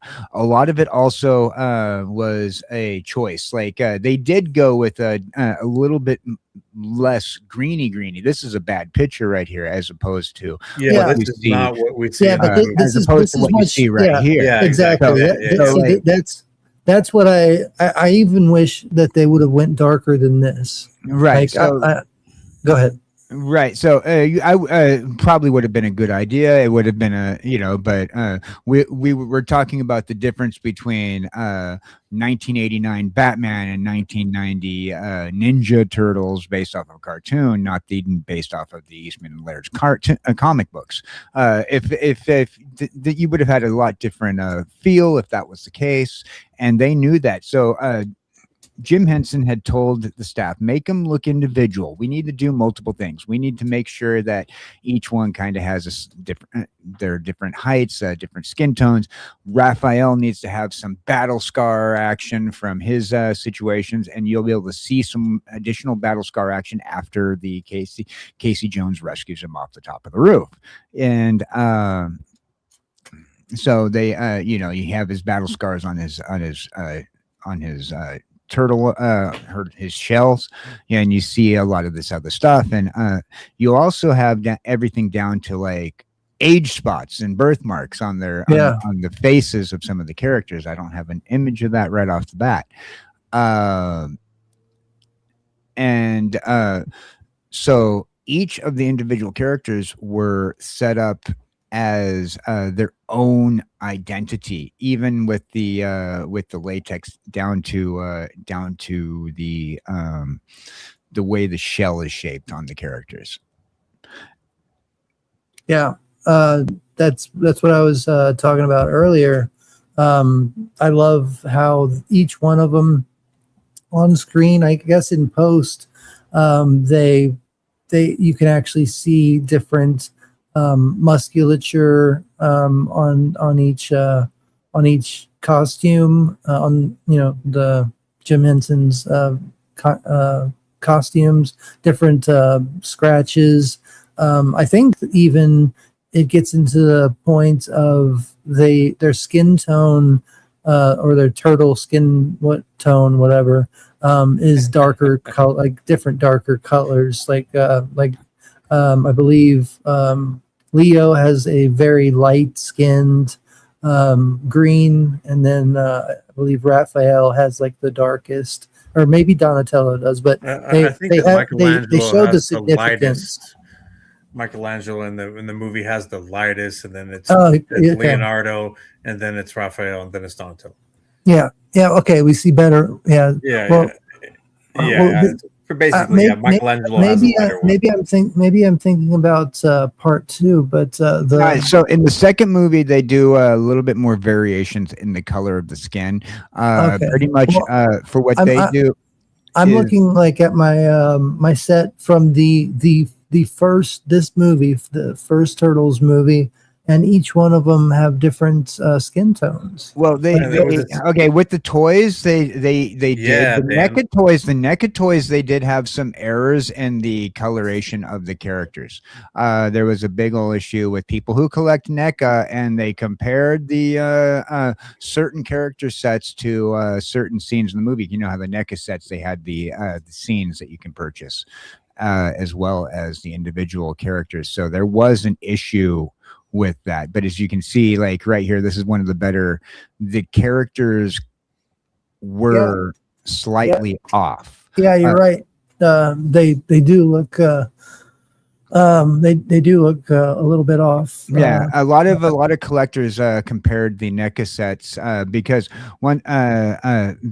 they remember like the Ninja Turtles 2 movie, they remember all these other ones, and NECA they tried to do the most accurate. NECA did the most accurate for the shapes of the characters. They did even more accurate than Playmates did with their cartoon series. With the cartoon series toy production. I just can't help but notice Raphael and April looking at each other. Yeah, like it's like, what's your problem? Yeah, that's funny. Now Splinter, he was the biggest when it came down to the Jim Henson Character Shop's creation there, because he had the most dedication to his I think it was like 3 puppets that they did.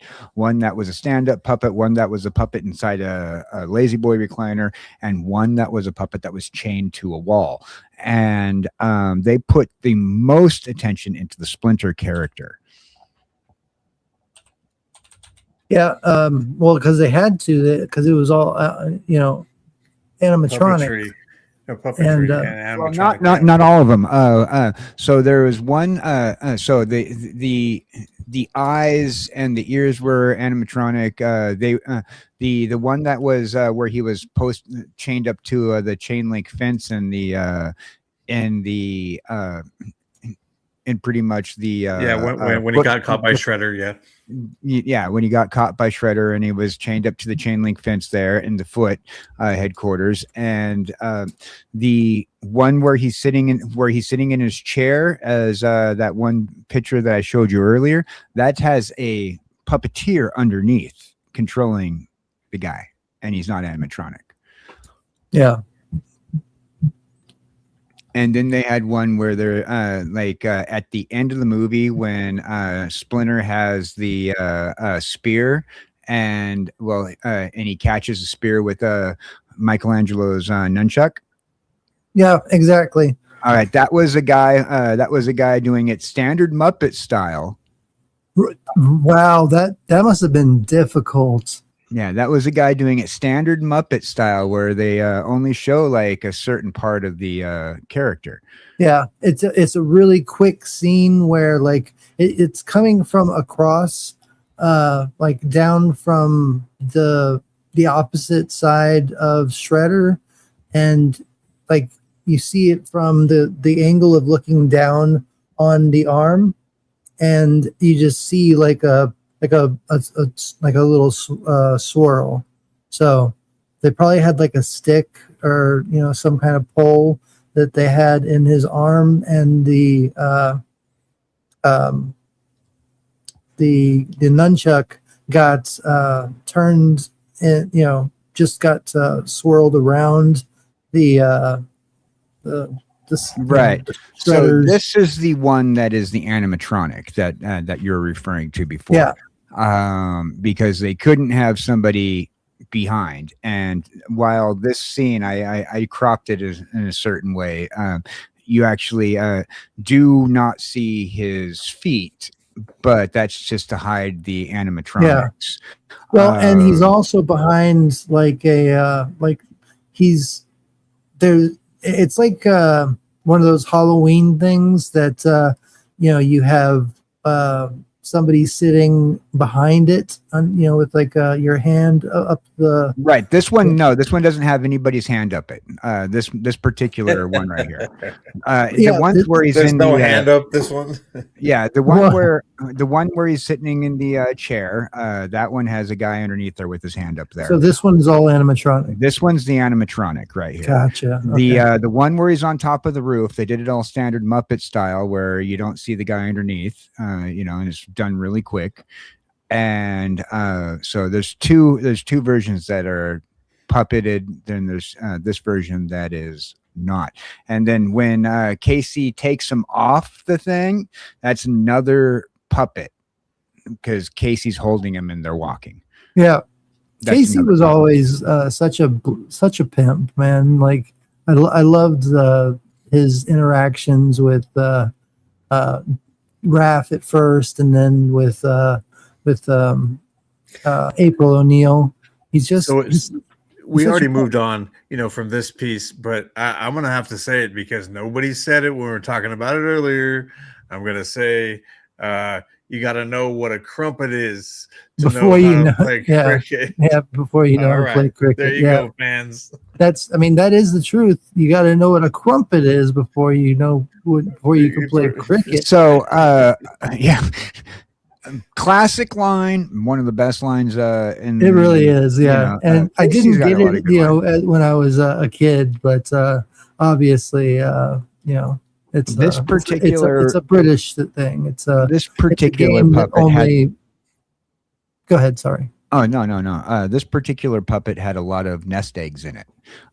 If you remember back to the 2-minute story at the beginning of the movie, when they're telling the story of Splinter's life as a pet of his master Yoshi, you can this particular puppet has the sliced ear, and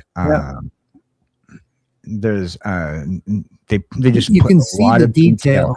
This is what they call in Hollywood the hero version, which means the version that they're going to use for close-ups and stuff like that. Mind you, this puppet had the least, Splinter particularly had the least amount of airtime through the entire movie, and they paid the most attention to him, let alone this particular piece.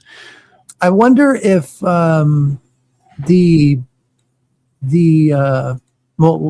I guess we're there now because in where we are in the movie. But yes, Jason, the missing ear. Thank you, the Jason. missing ear. That's hardcore, dude. Yeah.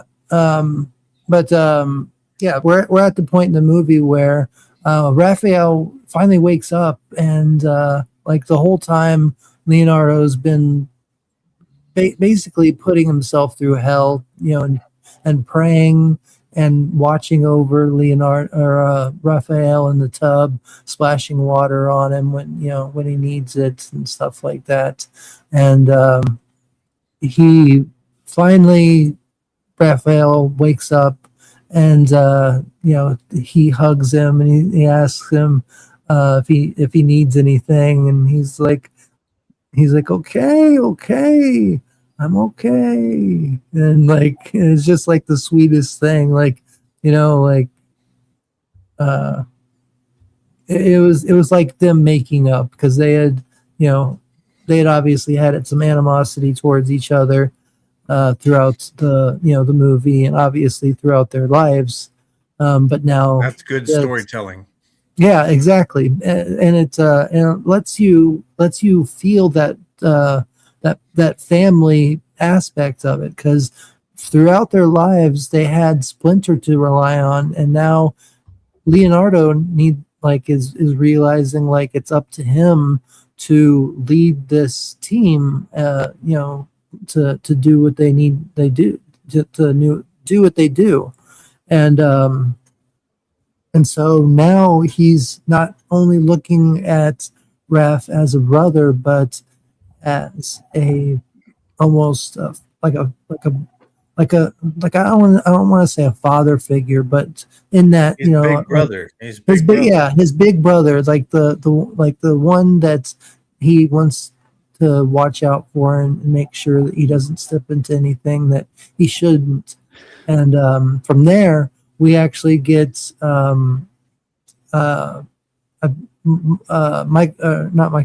Leonardo going outside and having sitting by a fire, and he hears something, and he comes inside, and he gets everybody to come outside. He's like, Splinter's alive. And they go outside, and they have this like beautiful seance type of moment where like Splinter sorry, I don't mean to change. I don't mean to knock you off of your thought process. Right there. So we were talking. I was trying to bring this up earlier, and I was having some issues. So it finally came up. But this is what I was talking about, where you could see the costumes and somebody. Yeah, doesn't that look so scary? Because you can. It's like two sets of teeth. Like that looks like that. How is that even possible? That is somebody's face inside there. It looks so. Yeah, crazy. It is. It's somebody's face inside there, and they're not.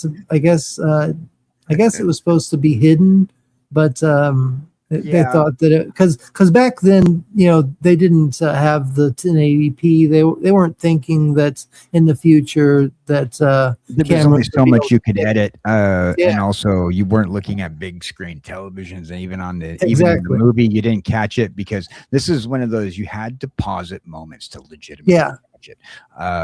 And now we have paused it, and we do have that technology to be able to enlarge it and enhance it enough to where it's unnoticed, like it's noticeable, like regardless. So yeah, the costuming, while it was like spot on every single time, you did have some flaws with the costuming, and this was the late '80s, released in 1990. So I mean, just saying, now if you watch the Sony release of this and not the Family Home Entertainment version of this, you will see that they've gone through and they fixed this up. This doesn't exist in the modern release. Oh, okay, yeah, that makes sense. I still would rather see this Jim Henson version of remakes. I'm sure there's versions out there. No, I'm But saying I would still like to see this type of version of a Oh, yeah. cartoon, with the practical effects. Practical effects always look better. Well, They we'll talk always about look we'll better. talk about that in honorable mentions because Yeah. Saban of the Mighty Morphin Power Rangers did Mhm. something we regret, and we will talk about that in They- honorable yeah. mentions. they did a lot of things. Well, we this looks regret. good. Yeah, and So continue Yeah. on with the barn story of the seance. yeah. So yeah, they're basically having a séance, and they see that Splinter's still alive because they believe that he's dead now. He's gone missing, and they believe that he's been murdered. And so he gets a like Jedi mind sense, Jedi Force, sense type of thing where he hears Splinter communicating, and he Splinter actually first hears Leonardo communicating, and he has enough like seance energy or whatever that Splinter hears him, and he hears Splinter back. So he gets his brothers in there, and they have this seance where they have this talk with their master, with Splinter, and they have this long talk, about how proud Splinter is of his boys, his turtles, and basically shows them that they can come, they can stop that, whatever is going on. He doesn't know if he's going to make it out, but it was basically like a goodbye prayer type of thing. It was kind of like that, but it was also a family motivator, which gets us into the main topic of today that Theta wanted to talk about. Is the premise of this film being about family. We've talked about Splinter and his master Yoshi. We've touched on how Splinter is a surrogate father to the turtles. Yeah. And this scene is pretty much where we get into how another version of family, particularly with the four turtles, on even though they are four different turtles from a little issue with some mutagen and a broken jar of turtles. If you remember the whole cartoon where a kid drops the turtles down his sewer thing by accident, there goes his little pet shop. Yeah. They argue, they fight, they hurt each other, they love each other, and they gather around and eventually establish and realize that, we are a brotherhood. We are going and not only that, but they're crying at the end of this seance. Like it touched them to a degree where they realize that they've been selfish at times, and they've made mistakes, and they haven't been watching over each other like they should, and and looking after Splinter as well. Right. So they've established. This is where we established, and you can see tears coming out of these animatronic puppets. The turtles' eyes. Yeah. They did that too. They part of the practical effects that we got that through Jim Henson's Creature Works. So we established that now we have not only just that the turtles are brothers, but we established the connection of brotherhood when it comes down to what kind of family that we have. Now, April and Casey, they represent another form of family, kind of like you guys out there, chat, our extended family. You know?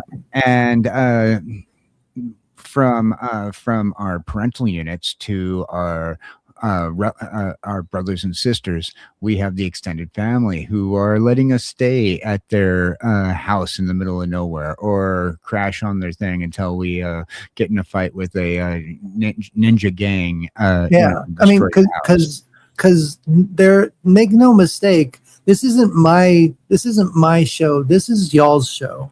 Like this is a show for y'all. I just hope that it's good. You know, you enjoy it enough and understand that y'all are family. Y'all are the reason that we keep coming back and doing this, because we want to share our love and passions for the nerdy things that we do like, and we want to, you know, entertain you at the same time. And Yeah, and hopefully you guys can watch this later. You know, like even if you don't catch us on a live stream, this will always be out there for you. You know, if you want to listen to people talk about the Ninja Turtles movie and, you know, get some nostalgia out of that, that's why we're doing this, because this will always be out there for you. And I also do you know, game nights, as you know. So I like to include the audience as much as possible. So I do need to do another game night. Maybe karaoke for y'all, but so we have that extended family with you know, with you guys chatting. The Turtles developed an extended family with April O'Neil and Casey Jones, and look how badass that mask is. That's not like a real hockey mask. That's like a badass looking hockey mask. It is a badass looking hockey mask. Yeah, so we got our extended family. Like that before. Unfortunately, some people choose the wrong family. Yeah. And you know who chose the wrong family? And you know who chose the wrong family? Danny. Our boy Danny. Now, we won't hold it against him, or we'll try not to. Yeah, because he's starting to see the reality of what's going on after this seance. Yes, Danny, exactly right there. He sees this is right after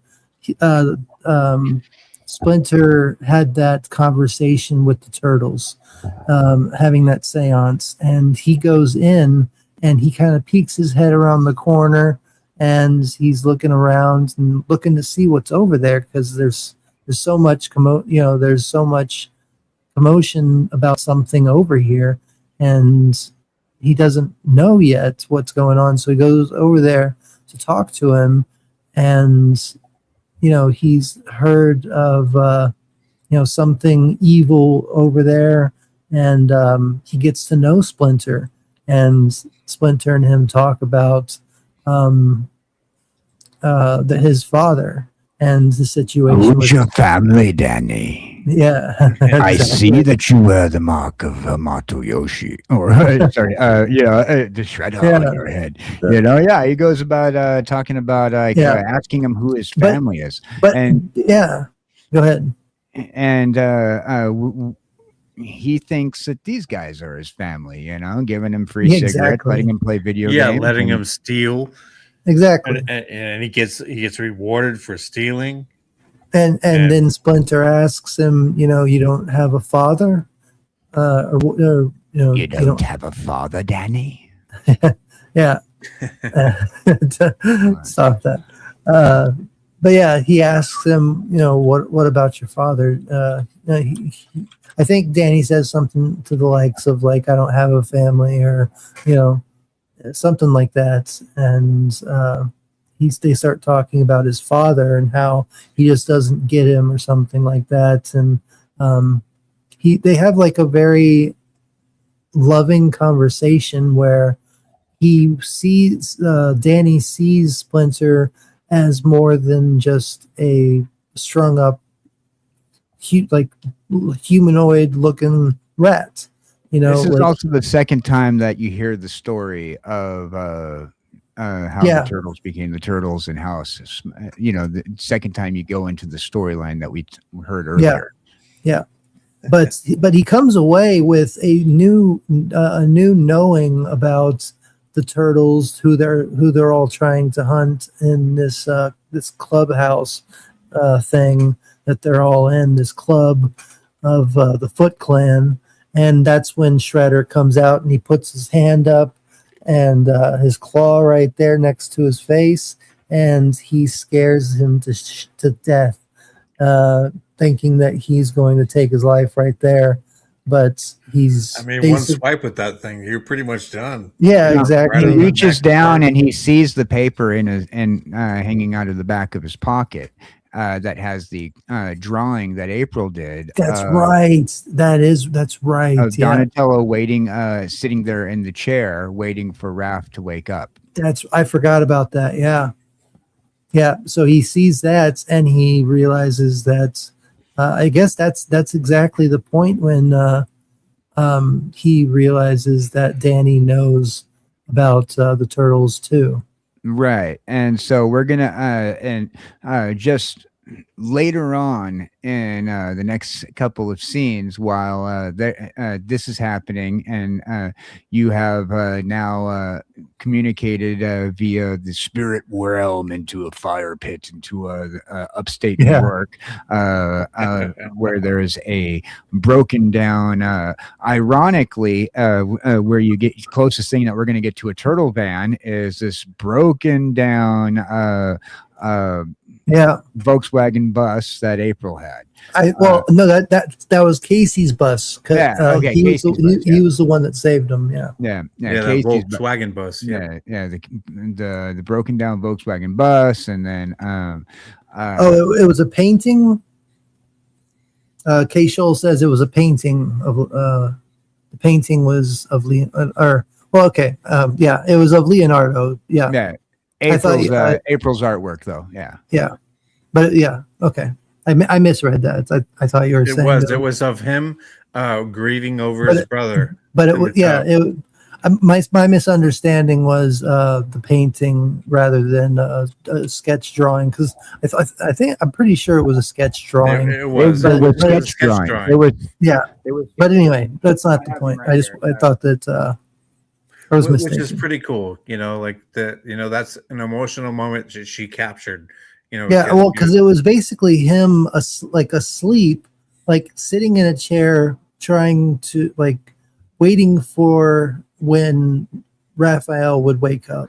So one of these images was let's see if I can pop it up here. It's one of these images that she drew and she left him on the table and he said, Yeah. "Can I have one?" And it's one of these several. I think it's this one right here up on top where she gives it to him. It's the one on the bottom, right.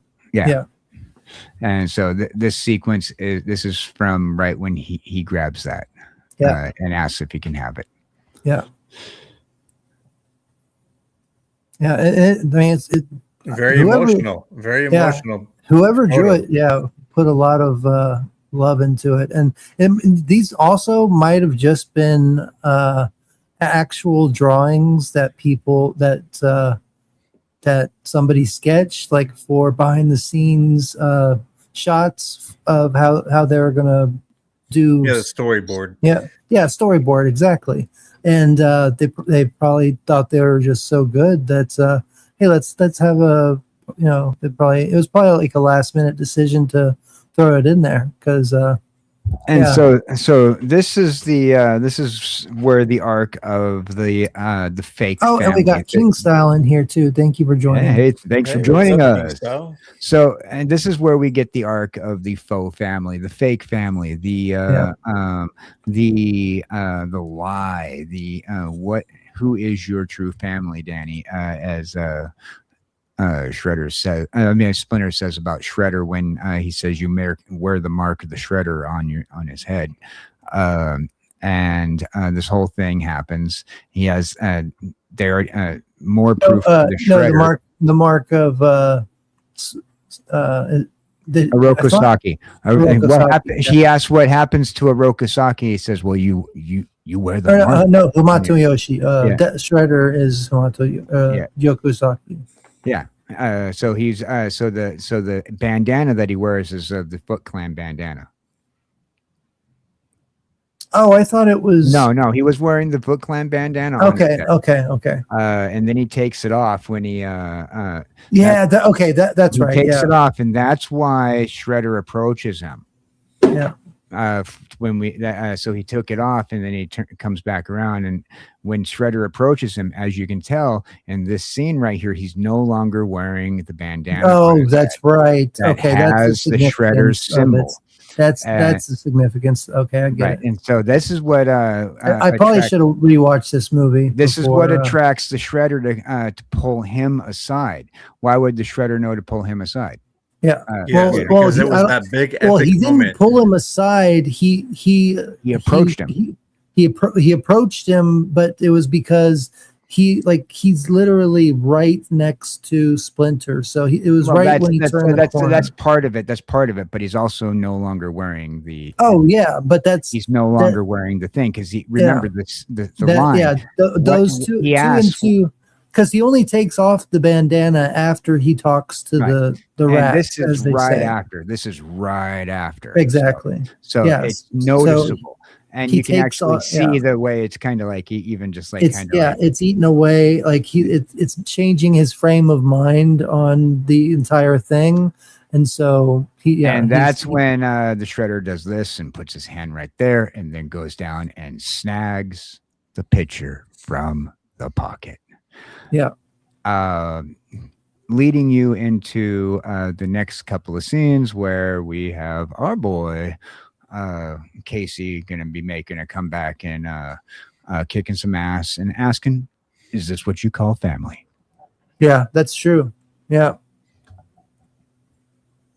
Yeah. When they're still at the house, does he? No, he shows up to this place. He shows up. Casey. Okay, so they all go back into New York City and they go back to the turtle lair. And Lieutenant Giratina has gotten a promotion and is now Captain Giratina. Welcome, Captain Giratina. Thank you for coming, man. Hey, buddy. Yeah, go ahead. They end up going back to the turtle lair in order to, when they go back to, because they got to go after Splinter now that they found that they think that he's still alive because of the fire sequence at the farm in upstate New York. So they come back. This time everybody's out there. Casey decides to sleep in the the truck outside. Yeah, because it's a sewer. Yeah, he didn't want to sleep in the sewer, and Michelangelo said, "You're claustrophobic." I have never looked at another man in my life. Classic line. Oh, I missed that line. I need to rewatch this movie desperately. And then there's so many things that you're bringing up that I'm just like, man, I must have missed that. And that's when you get Danny coming back around, and Danny's. You find out that Danny at that point in time has been living in this. He's been living in the sewer, and that's where he gets from April the picture that is in this scene taken from him there. Yeah, and but with all that having gone on, this at the same time. Casey is lurking in the background when this scene is going on. Yeah, he's watching everything that's going on. Yeah, Casey's lurking around in the background because he followed the kid. He didn't trust him in the first place. Yeah. Yeah, so he follows him to the warehouse that is the Foot Clan's lair, and does he save Splinter on his own? Pretty much it's all Casey. Yeah. Oh wow, I forgot all about that, but I remember it now. Yeah, he goes in there and he starts fighting, and then Tosatsu comes and tries to battle him, and everybody's watching him basically, and he's getting his ass kicked. Yeah, so Casey's pretty much getting his back end handed to him. He ends up getting tossed into a ironically, Casey, the sports fanatic, gets tossed into a pile of golf clubs. Golf clubs, yeah. He grabs the 9-iron and comes around swinging, and then he kisses the 9-iron and says, "I'll never call golf a pussy sport." That's right. I forgot about that too. Good. So this is great line. 1990. Remember that, guys. This is 1990, and kids are watching this. We all watched this. No, he when didn't we were say younger. exactly those words. He had used a little bit more. There, even if he didn't say a word like that, this is total, absolute fighting with weapons and beating people. Well, and what it does is it leaves the Foot Clan confused because they don't know who to like. They don't know what to do anymore because they've just he's just proven that Casey is a better fighter than the people than the one that is training everybody. So, or at least you could just be lucky and fight as hard as you can and win. But he makes a speech, and I think Danny makes a speech as well. I don't remember. Yeah. So okay. So Casey asks Danny pretty much once again, and same thing that pretty much Splinter says is you call this family, Danny? Yeah. Well, Casey goes back and he also has a speech, but his speech is not to Danny. His speech is to the Foot everybody. itself. Yeah.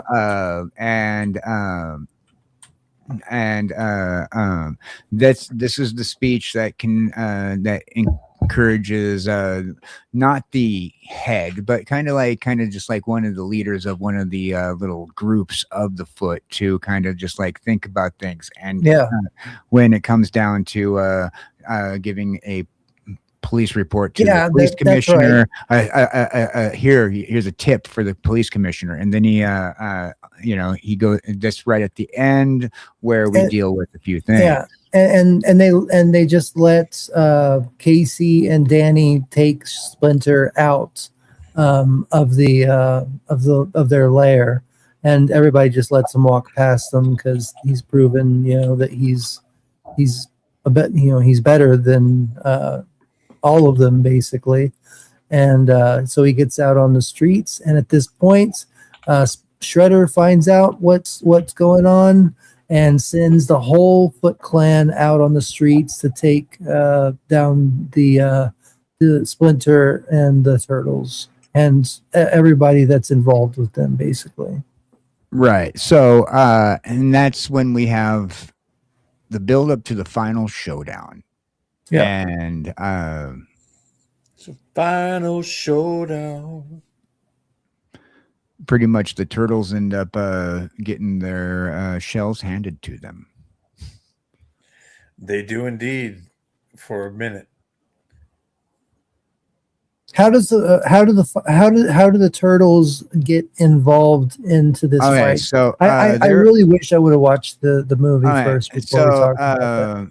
They chase. They see the once again for some reason all the real fights that the Turtles do were up on top of rooftops in this movie. But they were asleep at the time. So how would they know to go out? Did Danny go back down and tell them that Casey's? Or I don't know. Just go ahead and tell me. Well, rather than giving spoilers, people can watch the movie. But what you do need to know is that the Turtles are alerted because of Casey Jones and everything that happens here, and pretty much they make their way to the top of the roofs where they see the Shredder, and they are absolutely looking for some kind of tell us where Master Splinter is. And he's like, the rat. Oh, he was the rat. type of thing. It implies that he killed them, but in fact, as far as Shredder's concerned, he thinks that Splinter is still at the foot lair. Oh, okay.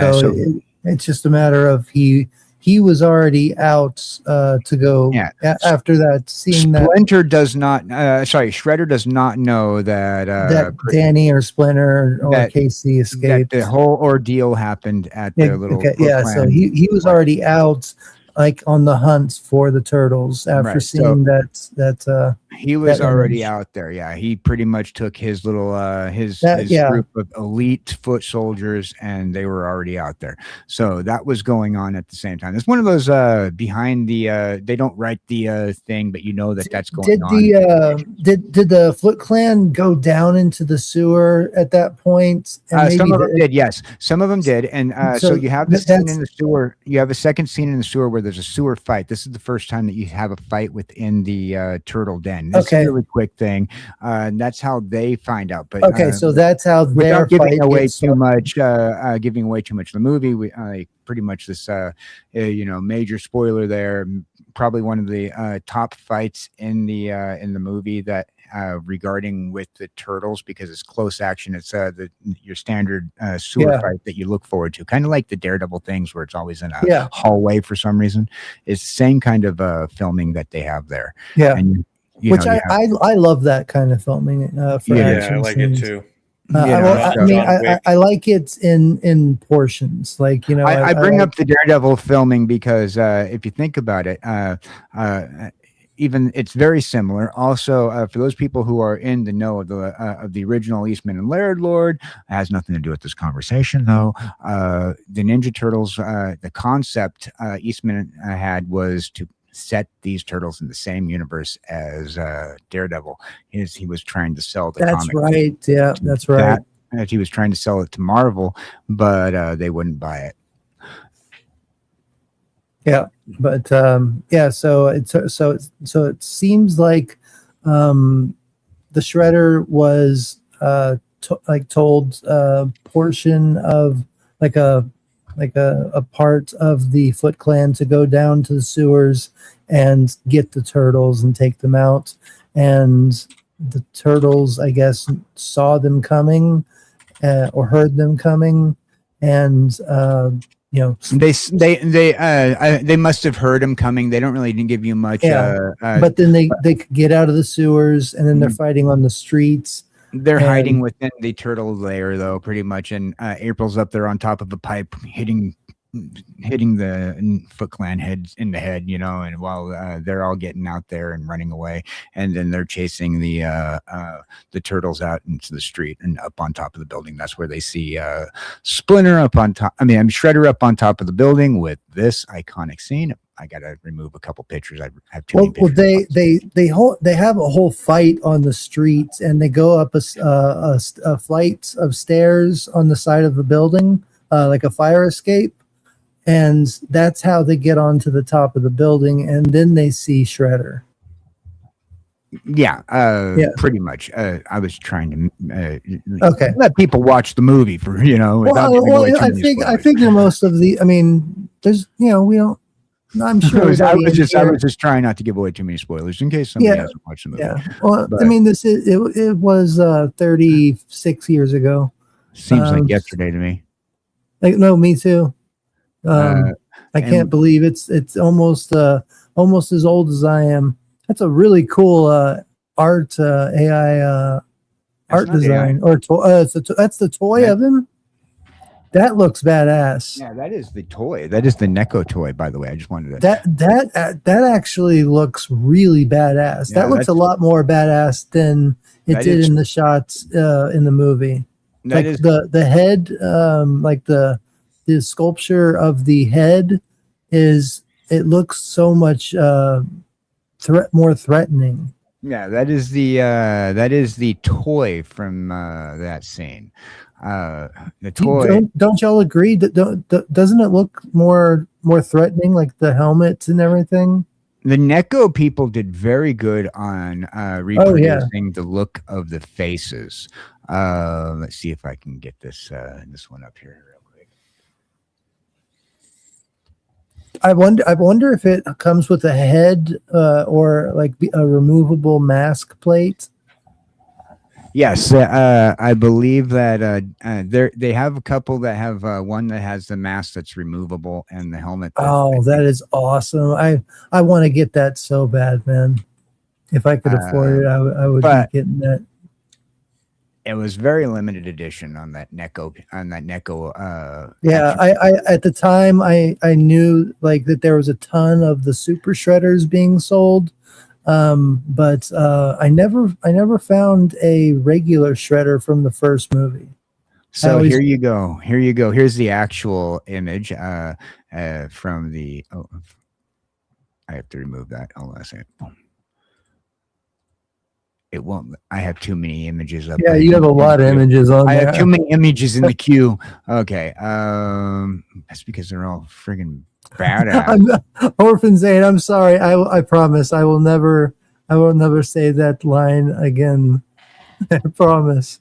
I know what you mean though, Orphan Zane. I hate thinking about that. I started having my first midlife crisis at 26, man. So I feel you. So here you go. Here's the same. Here's the same pose, but in the real life figure, no, not the action figure itself. I mean, it looks cool, but I don't know. Something about I don't know. There's something about that figure image that just looks more threatening. Yeah, the toy is absolutely incredibly awesome, and it was a limited edition, I believe, on that. I believe it because it's been hard to find. Yeah. Yeah, the toy was a limited edition, but so you have that scene, right? And each of the turtles pretty much get their shells handed. Yeah, I was about to say get their ass handed to them, but shells is better. I gotta say, yeah, they get taken out even when they start working together and fighting together as a brotherhood. They're still just getting their shell handed to them. And I don't even believe, or no, I guess he was using his weapon. And that's a cartoon accurate as well. Every time that the turtles came head to head with Shredder, aside from just tripping him over a turtle's back or something every once in a while, he ends up winning all on his own, but he decides to run away anyway. And do they? I thought in the cartoon that cartoons pretty much you hardly ever have. Yeah, I mean, Splinter. He's always gone, and pretty much Shredder's always gone before the next, unless it's you're dealing with the. It's usually Krang or Rocksteady, and even then, like even Krang usually disappears. Is it dealing with them? It's like they're final bosses of the season, and that was a final boss scenario for them because that's why we had characters that don't exist in this universe. That's true. Like those rock creatures and the Triceratons, and which we're gonna end up doing maybe a cartoon. Oh yeah, for sure we're doing a cartoon on this. Yeah. But yeah, it's a completely different universe. With they have neutrinos, they have Metalhead, lots of different characters that come in, but this movie I think solidifies what made the franchise of the Teenage Mutant Ninja Turtles as a franchise that is immortalized like other things like Star Wars or Star Trek. Power Rangers has been around for long enough, I guess you could say, but it's one of those things that will never die down. Like it'll always be around because it's is because of this movie, because of the lore, because of the characters, the brotherhood, the family, and the Falls family, and just everything. I haven't read The Last Ronin. I have seen The Last Ronin. It's one Last of my favorite Ronin is movies. a great book. If you get the novel, the graphic novel, it leaves out a lot of what the filler arc if you're going issue by issue, but go with the omnibus. It's a great graphic novel. You should pick it up. So Nice. here's your last scene. Now this in this picture, it doesn't look as impressive as you remember it, because it's like a still frame on something that was like a Muppet and a guy spearing a Muppet from 2 feet away. But this right here is your end of the movie. Yeah. Not as impressive, but as it looks in the movie, by the way. Because what you see in the movie is the turtles getting their shells handed to them, like KJ Danny, KJ Cowboy KJ Danny. Danny. I don't know why I called KJ you Danny. I called these Danny. Who is your family, KJ Danny? That's my But what I was saying is that during the fight with the turtles, Shredder was kicking their ass so much that he was literally just throwing their weapons around. Like he was just taking them out one by one, and the nunchucks got hooked onto the ladder, so nobody saw Splinter coming up the ladder. And as he came up the ladder, he had Mikey's nunchucks in his I guess his belt or something, or his shawl or whatever you want to call it. So he had a weapon hidden. He had nunchucks, and Michelangelo ended up dropping it when he got So when he got his I shell wouldn't say handed to him, dropped it, but it fell over the thing yeah, and landed on the step of the fire escape thing, and he picked it up when he walked over. Exactly. But my point was that nobody knew that Splinter was coming up, and Shredder I forget what he says, because I remember his reaction to seeing Splinter. He takes off his mask. I thought I remember him looking at it like he held his face. He took off his mask, and then he put his hand over his face, like feeling where he has the scar. Yeah. And so then he starts running at him like he's like jousting, and he was running in to stab him, and immediately the Splinter character swings the nunchucks around and catches the spear, and gives him a chance to survive and not fall off. And so he's just telling him, I forget what he tells him. I don't know if you know, but you know the lyric right offhand. I can't think of the lyric. Well, either way, it's something that's not lyric, but word to use. Pretty much. Then he makes a state. Then he says something about Then he says cowabunga, and everybody's like, "Hey!" And at the same time, at the bottom of the building, which so happens to be, if you remember what the building was, which is kind of awkward because it's a building that kind of burnt down earlier in the film. It was April's. This is the same building that April and Ref and everybody fought. Yeah, it's the same building that April. I never knew that. And you can tell because nobody really thought about it. Oh wow! I never knew that. And Yeah, So it makes sense, because they would have went back to New York and they would have went to April's place. right. So this is all above April's place. So the reason people are like, why is there just an abandoned trash compacting truck there? Why is the trash truck there? Right. Well, April's house is April's building's burnt down. She obviously was really quick on getting the insurance company to get somebody out there to clean up. Yeah. So that's why we have the trash. We don't know how long they were actually gone either. We don't know how long they were actually gone, but you're might just be saying it could be saying too. It's early in the morning, like 4 or 5 in the morning, when they're fighting on the top of this building, and that's when a lot of garbage trucks come through. That could be a thing too. I just like to think that April might be responsible adult, having filed the paperwork with their insurance company. Oh, that's a theory. The scene of a place that she got that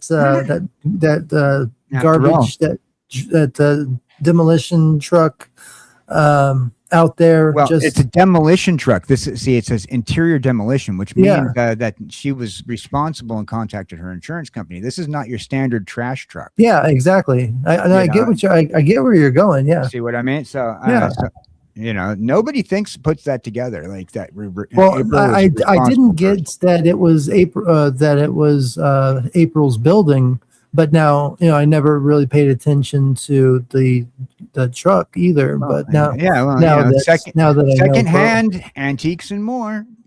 Secondhand antiques and more was April's dad's company. Remember that? We still have that picture. Right? Yeah, but are you saying that you think that she had it out there at like she scheduled it that day because? No. I think that like she was just responsible when they were cleaning up her building. Her dad's business is her dad's business. Her dad's building allegedly or sublet, and so she you don't just have a gang fight and have it burn down part of your building and not kind of call your insurance company. So backstory, it doesn't say that, but you think that, hey, April's a reporter. She doesn't want to be on the news herself. Plus also she's hanging out with these mutant turtles. Right. Fighting, if you ever have ninja turtles fighting on your building and they burn the place down. You want to stay kind of call your insurance company. You kind of want to stay like not being looked at like, whatever, this reporter's getting herself into trouble yet once again. Yeah. So like, who knows? It could be anything, but this is not your city. This is not your city dump truck or trash truck. Yeah, but the end result is Shredder chooses to die rather than take pity, being taken pity by the rat and the turtles. So he lets go of the staff, the spear, and he falls into this demolition truck. And Casey accidentally turns the switch on and crunches everything that was in there, including Shredder's helmet and I guess it must have missed Shredder, or maybe not. Well, okay, so that is the question, right? And that's why we have a second movie, is what happens, the suspension of disbelief has to continue on to the second movie, why Shredder isn't dead. Of course, we can't really kill off our main character if we're going to have a franchise, and especially if we're going to try to eventually introduce Krang, which we never did. Yeah, or Bebop and Rocksteady, which was the plan. The plan for the second movie. Well, they didn't have they couldn't get the rights to Bebop and Rocksteady, partly because of the Eastman and Laird debacle. Because at this point in time, Kevin Eastman was not too thrilled with the thought process of having his stuff done as a cheesy children's cartoon, and he was even less thrilled of having his stuff put into Archie Comics. And from there, like by that point in time, like there was already like how much of your content was sold away where they didn't have any control at all, other than as they were able to sit there and go, we are able to tell you what our thought process is about these certain things and what we want to have come out of it. And here is that scene that you were talking about. Boom. Yeah. Oops. He's sitting there. Oops. Yeah. And then it shows him, I guess one of his blades on his gauntlet bent, got crushed or something like that. Because that was his helmet. Well, it was supposed to be his helmet, but in the sequel, his helmet's perfectly fine. Like, when he goes to Totatsu, like, there are some little bends in it, but there's bends in it. They retconned it. They retconned it. Yeah, in this in the second movie, the way that it looked in this movie, the first one, it looks like it literally is like smushed in half, like can only be bent back by Superman type of thing. Right. Well, that was the retcon that they did for the second movie. There was a lot of retcons in the second movie to even make the second movie even possible based off of the storyline that they put out there. They even retconned the ooze itself. So, TGRI, yeah. Yeah, they retcon the ooze itself. They retcon quite a bit of the second movie, and that brings us to, I believe. So that brings us down to your final thoughts on the movie before we go over to honorable mentions. What are your final thoughts on this movie, Theta? How does this movie hold up? Well, this movie definitely still holds up. It holds up to a point where it's never going to die down. It's always going to be how can we make a movie, Teenage Mutant Ninja Turtle movie, as good as this one? And J.J. Abrams. Yeah, exactly. J.J. Abrams. Exactly. I'm sorry. That was hard.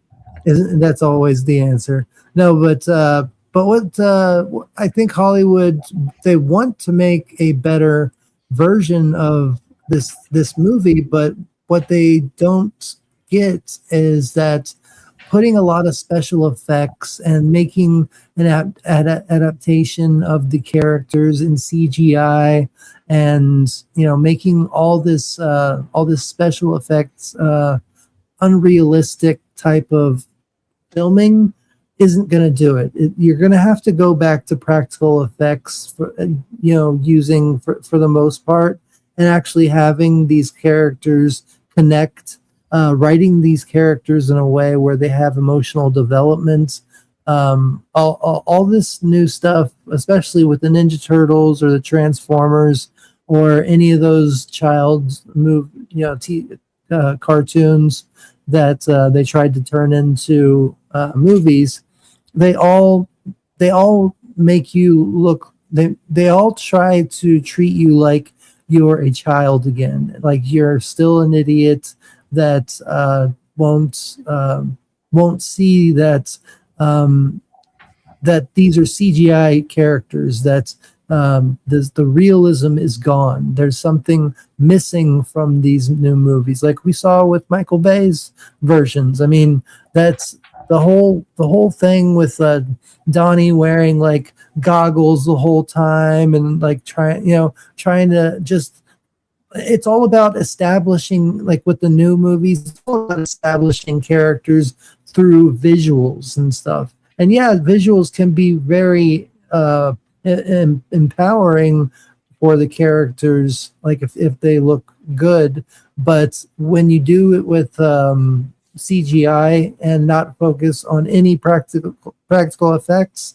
you don't get the realism that you need to have to come through as a family unit, which is the whole point of my final thoughts. Is this film holds up because it holds so many different versions of family. It holds the false family, the false dichotomy of family. It holds the blood relation family with Danny and his father Vern, the owner of the radio of the TV station, and then it has brotherhood from with a different degree from a real family, whether you're blood or not, just brotherhood in general.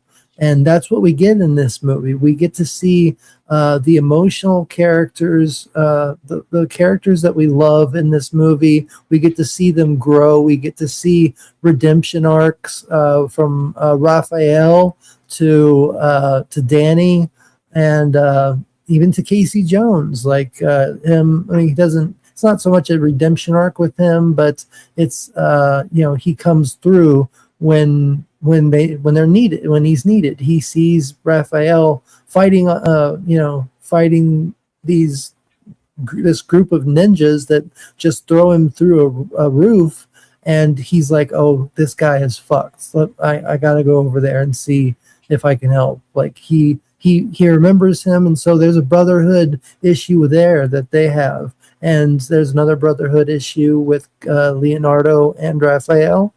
And I think that this is a movie that is going to live long for a long time. And I hope that your children get a chance to see this movie and get a chance to get to know it and get to appreciate what it has going for it, because it has so much that the new movies don't ever touch on. And the practicality of these sets, and just the way that they filmed, like the chair of Master Splinter down to the animatronic part of Splinter. There's so many parts of this movie that are practical, and that's what movies should be, in my opinion. Anyway, I believe that like any movie franchise, any movie that's not meant to be like a CGI only movie, like Avatar, whatever, which I didn't like either, but unless you're trying to do something like that, I believe that all movies should be practical as possible and only hinted, like dotted with CGI here and there to fill in some of the gaps to make it better, look a little better. Like I can't see movies anymore that are so heavily leaning on CGI. So that's my thoughts on that. And I don't think any Teenage Mutant Ninja Turtle movie could ever surpass this. If it does come along, I'll go ahead and I'll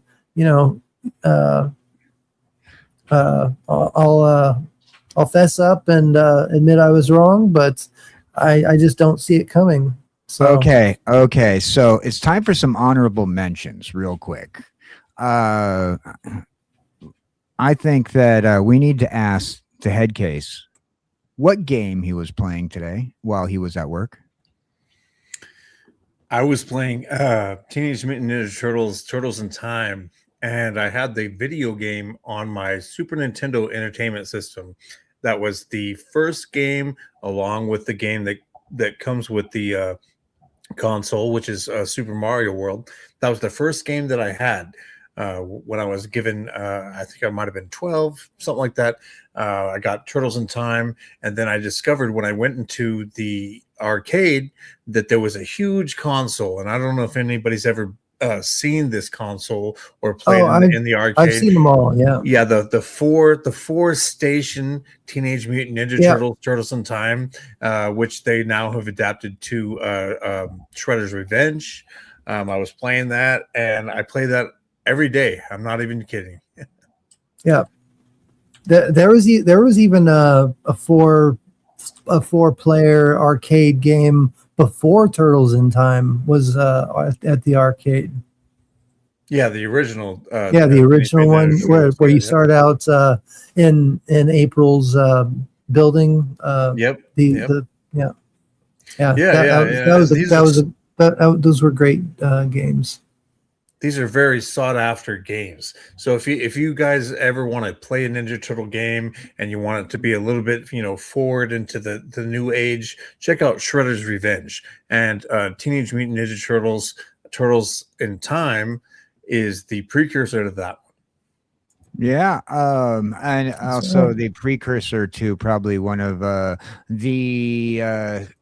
probably the third least favorite of anybody's, actually probably fourth least favorite of anybody's Turtles franchise in live action.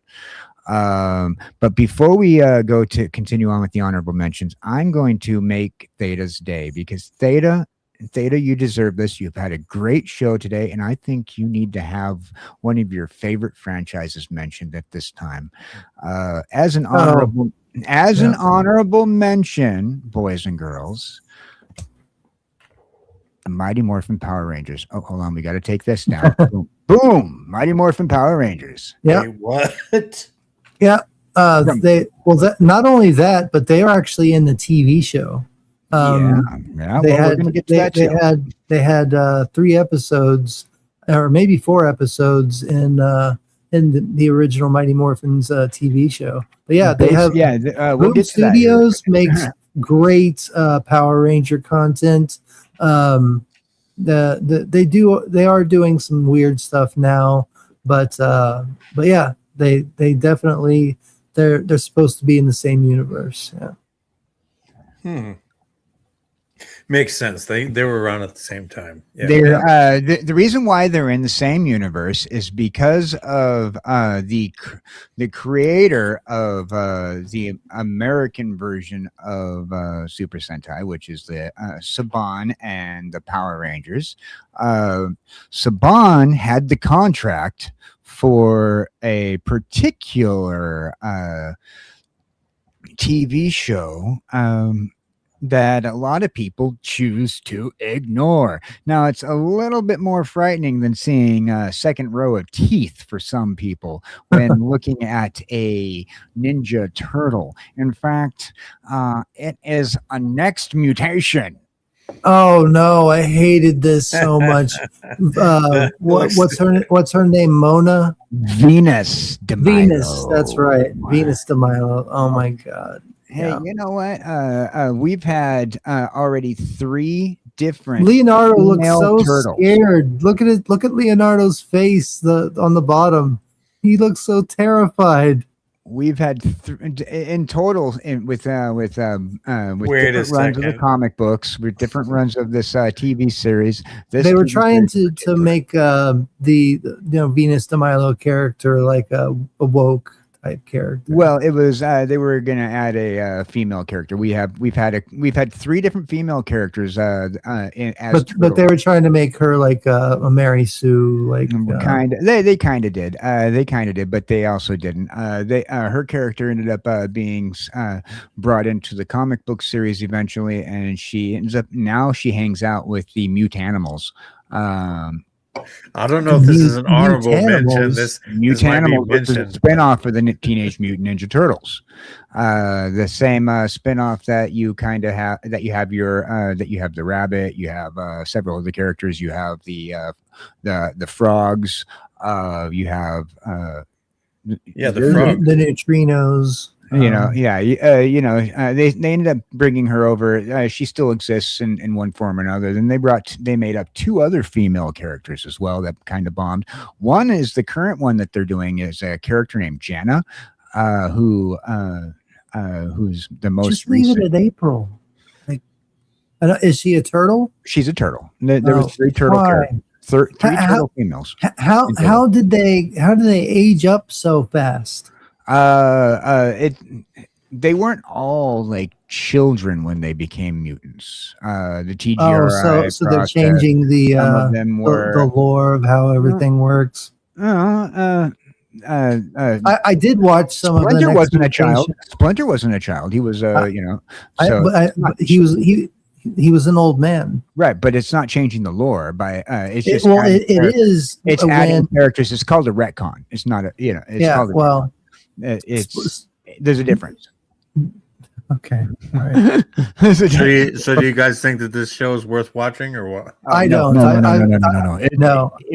There's I not don't. enough. There's not enough illegal substance in the world to make this show entertaining. Yeah. Although they do use this show as a crossover to the Power Rangers in order to make Saban's Power Rangers possible. Yeah. This show is the show that crosses over with the Mighty Morphin Power Rangers. Gives you a few episodes of Mighty Morphin Power Rangers where the Ninja Turtles are. The only reason to watch this show is to understand why they have a crossover with the Power Rangers. Well, these are comics, the artwork of this comic. Right, but this is a comic. But they cool. did a whole TV. Yeah, they did a couple TV show that I watched. That I only know the TV show and the episodes of Power Rangers with the with the Turtles. It's like 3, maybe 4 individual one-off episodes. Yeah, but they are you know, in the Boom Studios comics, like that other image, that one right there.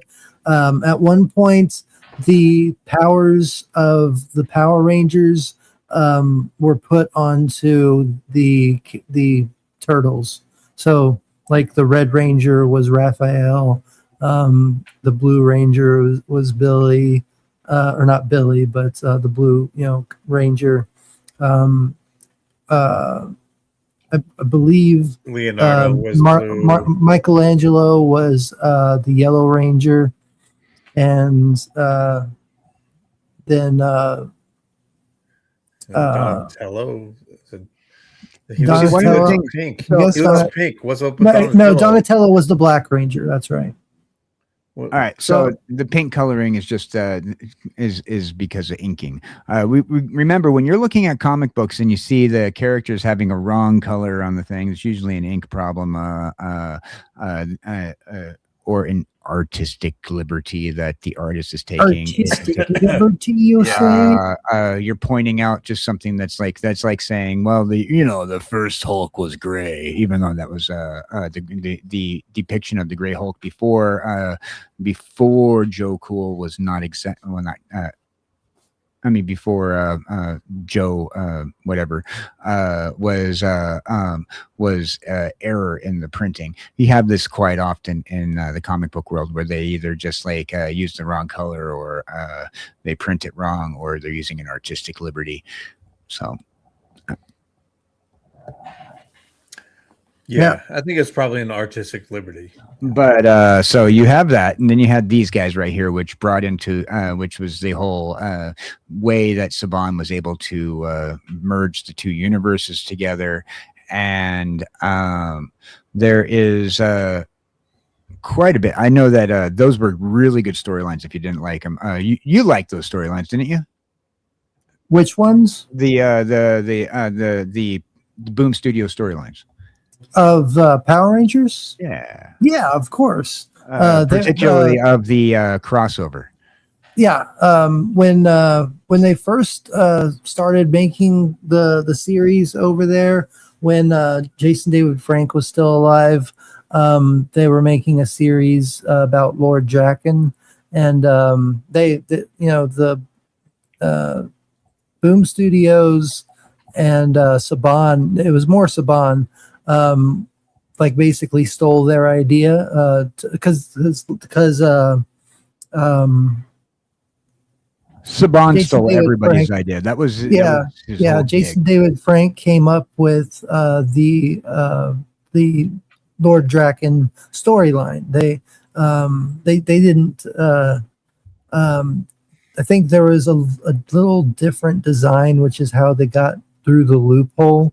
But the character itself was created by Jason David Frank, and he didn't get paid anything for it, and it was a really horrible situation. But and he wanted to have nothing to do with it. He wanted everything taken off the shelves, every comic book burned of it, because it was kind of a slap in the face to him, because for the first time, he had created something that he was going to sell to Saban and use in comic book form. Well, that 'cause he was had- the thing with Saban. And like I said, he's known for stealing. He pretty much stole everything. Like he stole, like he had legal issues with the Power Rangers, so much in fact that they pretty much which is why I respect Jason David Frank so much, because he didn't it's not like he ratted him, like tried to like I mean, he did try to press charges, but it's not like he came out and like made a big deal out of it. It wouldn't have mattered anyway at that point in time because so it was during, so this was during Turbo. This was during Turbo when they did their thing. So no. This is Lost Galaxy. Oh, one of them, yeah. So this is one of the sequences. Now, if you notice, this is the same costuming. They did not put Venus de Milo in on this one. Yeah, even though there was five. Even though they had the show with her in it. Right. So they didn't bring Venus over on this one, although they probably should have to go with 5 Power Rangers. Yeah, that would make sense. It would have made more sense. But there is a group of people who would insist up and down that this is part of that franchise of the original 3 movies. But I'm not. Yeah. Because if I were, then I'd be also those people are those are the same people that are also in the idea that the Teenage Mutant Ninja Turtles rockin' music tour was of the same idea. I actually still have my copy of I went to the Power Ranger on stage thing, and I still have my copy of the VHS of the show. Oh, the Power Rangers one, yeah. So, for those people who don't know what I'm talking about, Pizza Hut back after they kind of like realized that they kind of screwed themselves on not having their this is Power Rangers in space, so they had the same costumes. Okay, yeah, I just wanted to check. So Pizza Hut, as we said earlier, didn't get the product placement because they turned it down, and Domino's ended up getting the product placement. Now, Jamie Lee Simmons reminded us earlier in the show that Pizza Hut eventually did a product placement, but a little too late. And that product placement is one of our special mentions. And can you pop that off the screen? Oh, I'll do it. Remove. Boom. Yeah, I can't control what you. So here we go. This one right here is the other special mention in the tour, coming out of our shell tour. I remember the advertisements for that. It wasn't. It didn't come through our town, so I didn't get a chance to see it. This was absolutely horrifying for those was people. It was bad. It was to put it mildly bad. It was let's see, I have right here, I'm going to show you guys one of my least favorite things in the world. This right here is your favorite least favorite thing. One of my least favorite things in the world. Because I'm going to show you how horrifying this actually was. Now, prepare yourselves for the end of one of the ends of the live action honorable mentions, because we're not going to mention the J.J. Abrams. I hear you, man. So returning to the Out of Our Shell tour, we have this lovely piece of work. Oh my God. Look at the shredder there. I see it. Look at the Splinter. Well, Splinter looks like better. But I mean, he looks more like furry Yoda. But yeah, the shredder is that's wrong. That's just so wrong. But even the turtles are awful. I mean, obviously the shredder is the worst of this entire outrageous piece This of. was promo. I just don't even know what to say, guys. If you're wondering what I have to say, I don't have no idea what to say to this picture right Yeah, now. I'm just like, this looks awful. As I said, this coming out of the Shells tour, while it does look awful and horrifying, this was Have you ever promoted seen? by Pizza Hut. This was promoted and paid for by. Oh Pizza yeah, Hut. I see the Pizza Hut in the corner, the Pizza Hut box in the corner of this image. Yeah. But was this ever like? Have you ever seen any videos of what this show looks like? There's video on YouTube. Because I love my Power Rangers experience. I went to this when I was a kid. You did? Yeah, I went to this when I was a kid. Is that what happened to you, Dan? No. What happened to me was something that we can't talk about on television. I'm joking. No, but I went to this when I was a kid, and I absolutely hated it. Okay, so and there are videos in you when I say was that in like immediate love hate? No, I loved it. I was thrilled. Oh, this made my millennium when I was I'm telling you. And now even with Shredder looking like that. That's not the best Shredder. This only hit so many places. So like, if you like legitimately were of the few people who saw it before this thing's run, you loved it. And there are a few. Yeah, videos I can see that. You need to watch the videos, and you'll see why. I mean, you'll hate it. Yeah, no, well, that's why I bought my version of the Power Rangers experience. It's it when the Zords came on, it was just like a huge screen in the background where you would see the Zords come on the big screen in the back, and you'd see the Zord fighting a monster of some kind, probably one that they didn't show on the TV, but now from Japan or something. But at least Rita Repulsa and Lord Zed looks great. If I remember, Finster and Squat and Babu looked bad.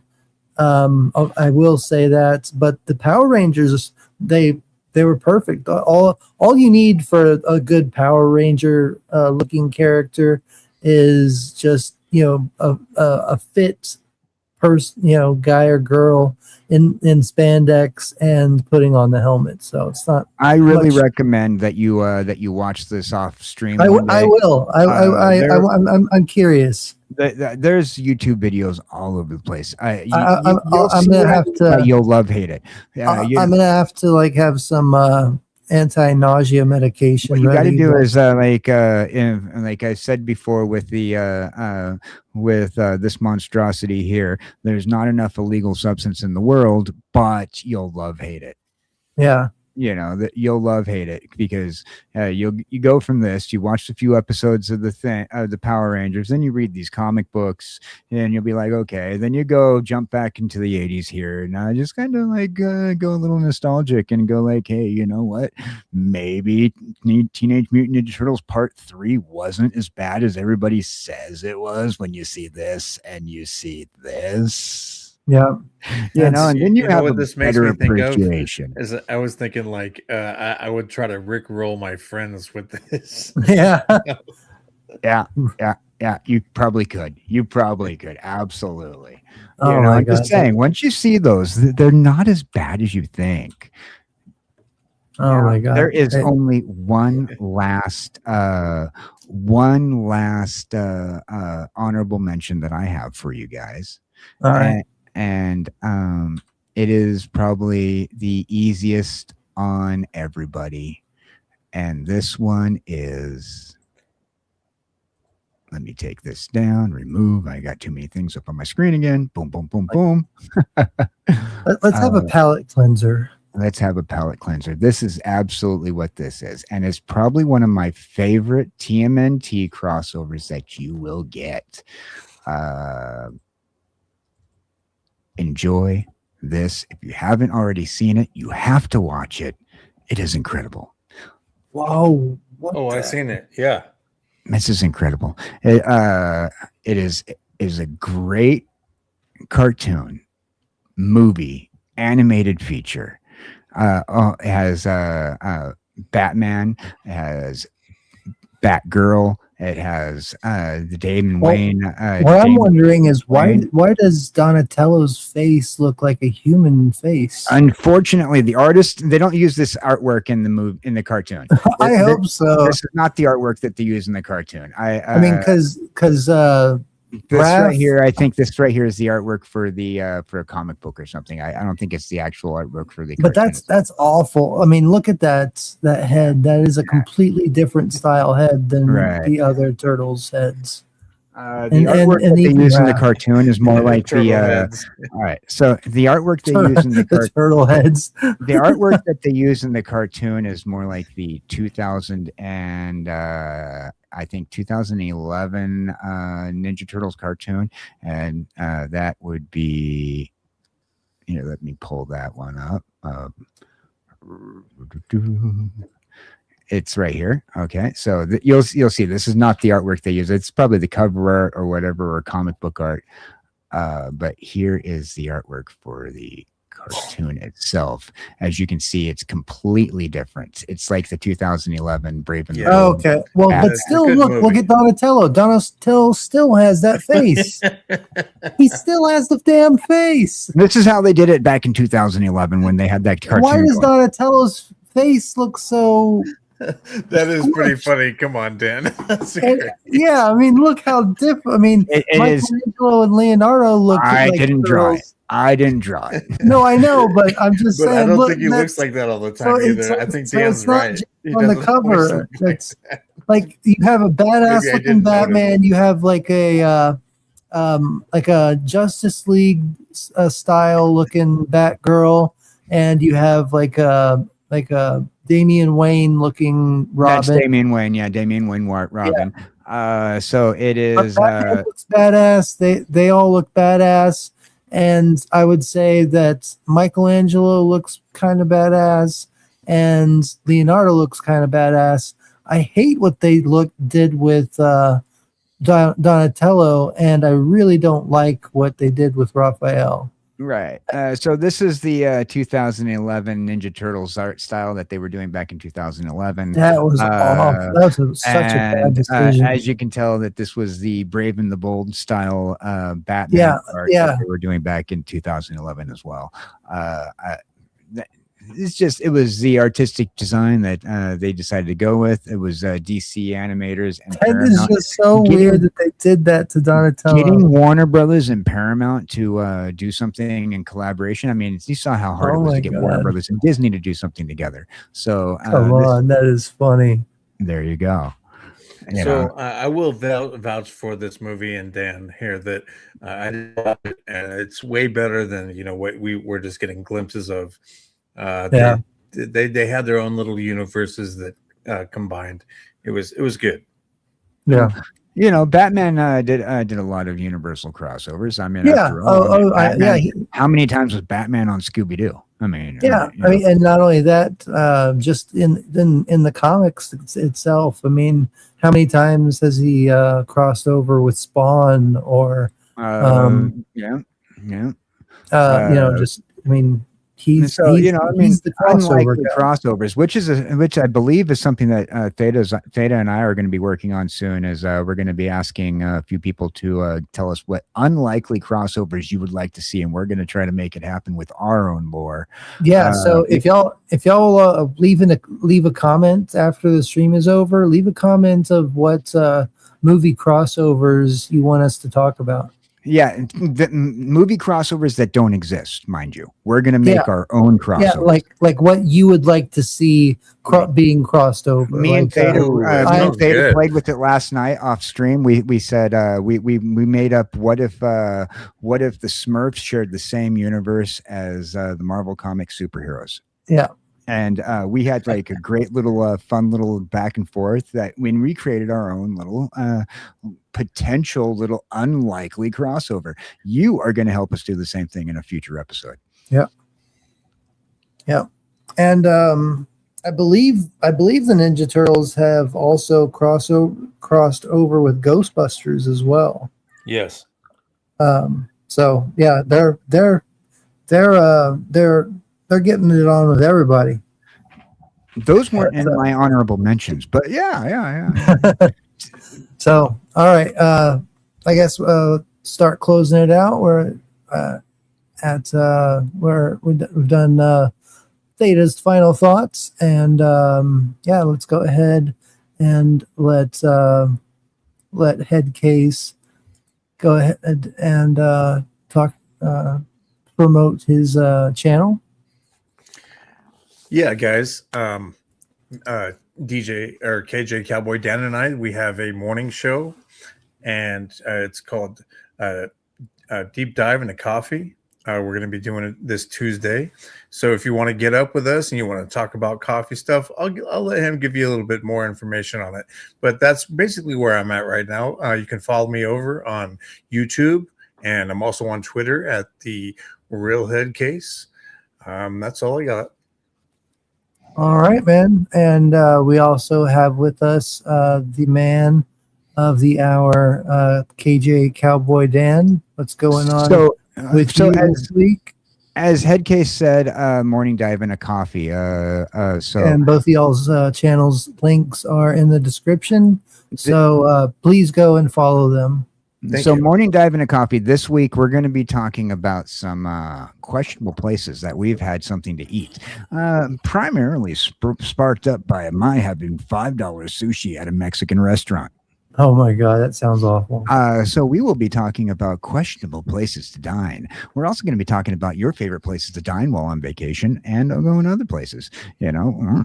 And as you can tell, we got ourselves finally got ourselves a branded logo for the morning show. Join us 2 mornings a week. That's Tuesday and Friday for morning dive and a coffee. Nice. I love food so much. Also,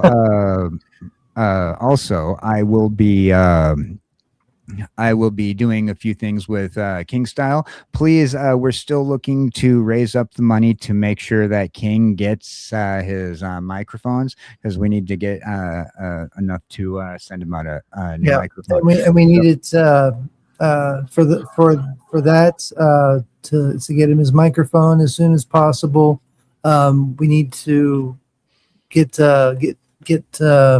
donations sent through PayPal or Venmo. Any way that directly can get the money so I can send the package, because it's all wrapped up and ready to go. So if y'all want to help out and do that, just say, with the message underneath, just say King's Mic. So. Yeah, as soon as we do get that,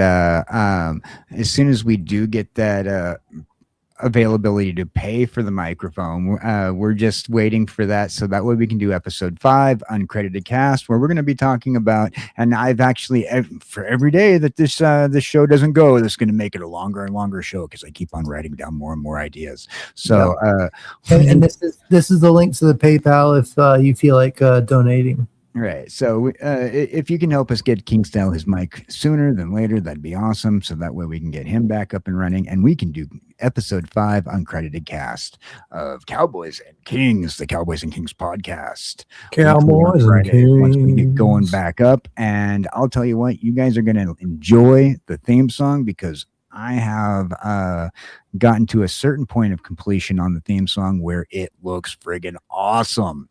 Anyhow, so that's that show. Don't forget to join me on Thursday nights, where I'm hanging out with Mr. DJ Longhair on the MTG Roundtable. I am here with this guy right here on Saturdays and Sundays. That is me. All right, everybody. Cowabunga wasn't just a catchphrase. In the 90s, 4 turtles, a rat, and a hockey masked vigilante reminded us that family and family can be found in the strangest places, even beneath New York City and under your sewer. That sounds nasty. But yeah, everybody, thank you so much. Until next transmission, preserve the lore, because the dig never ends, everybody. Have a good night. Love y'all.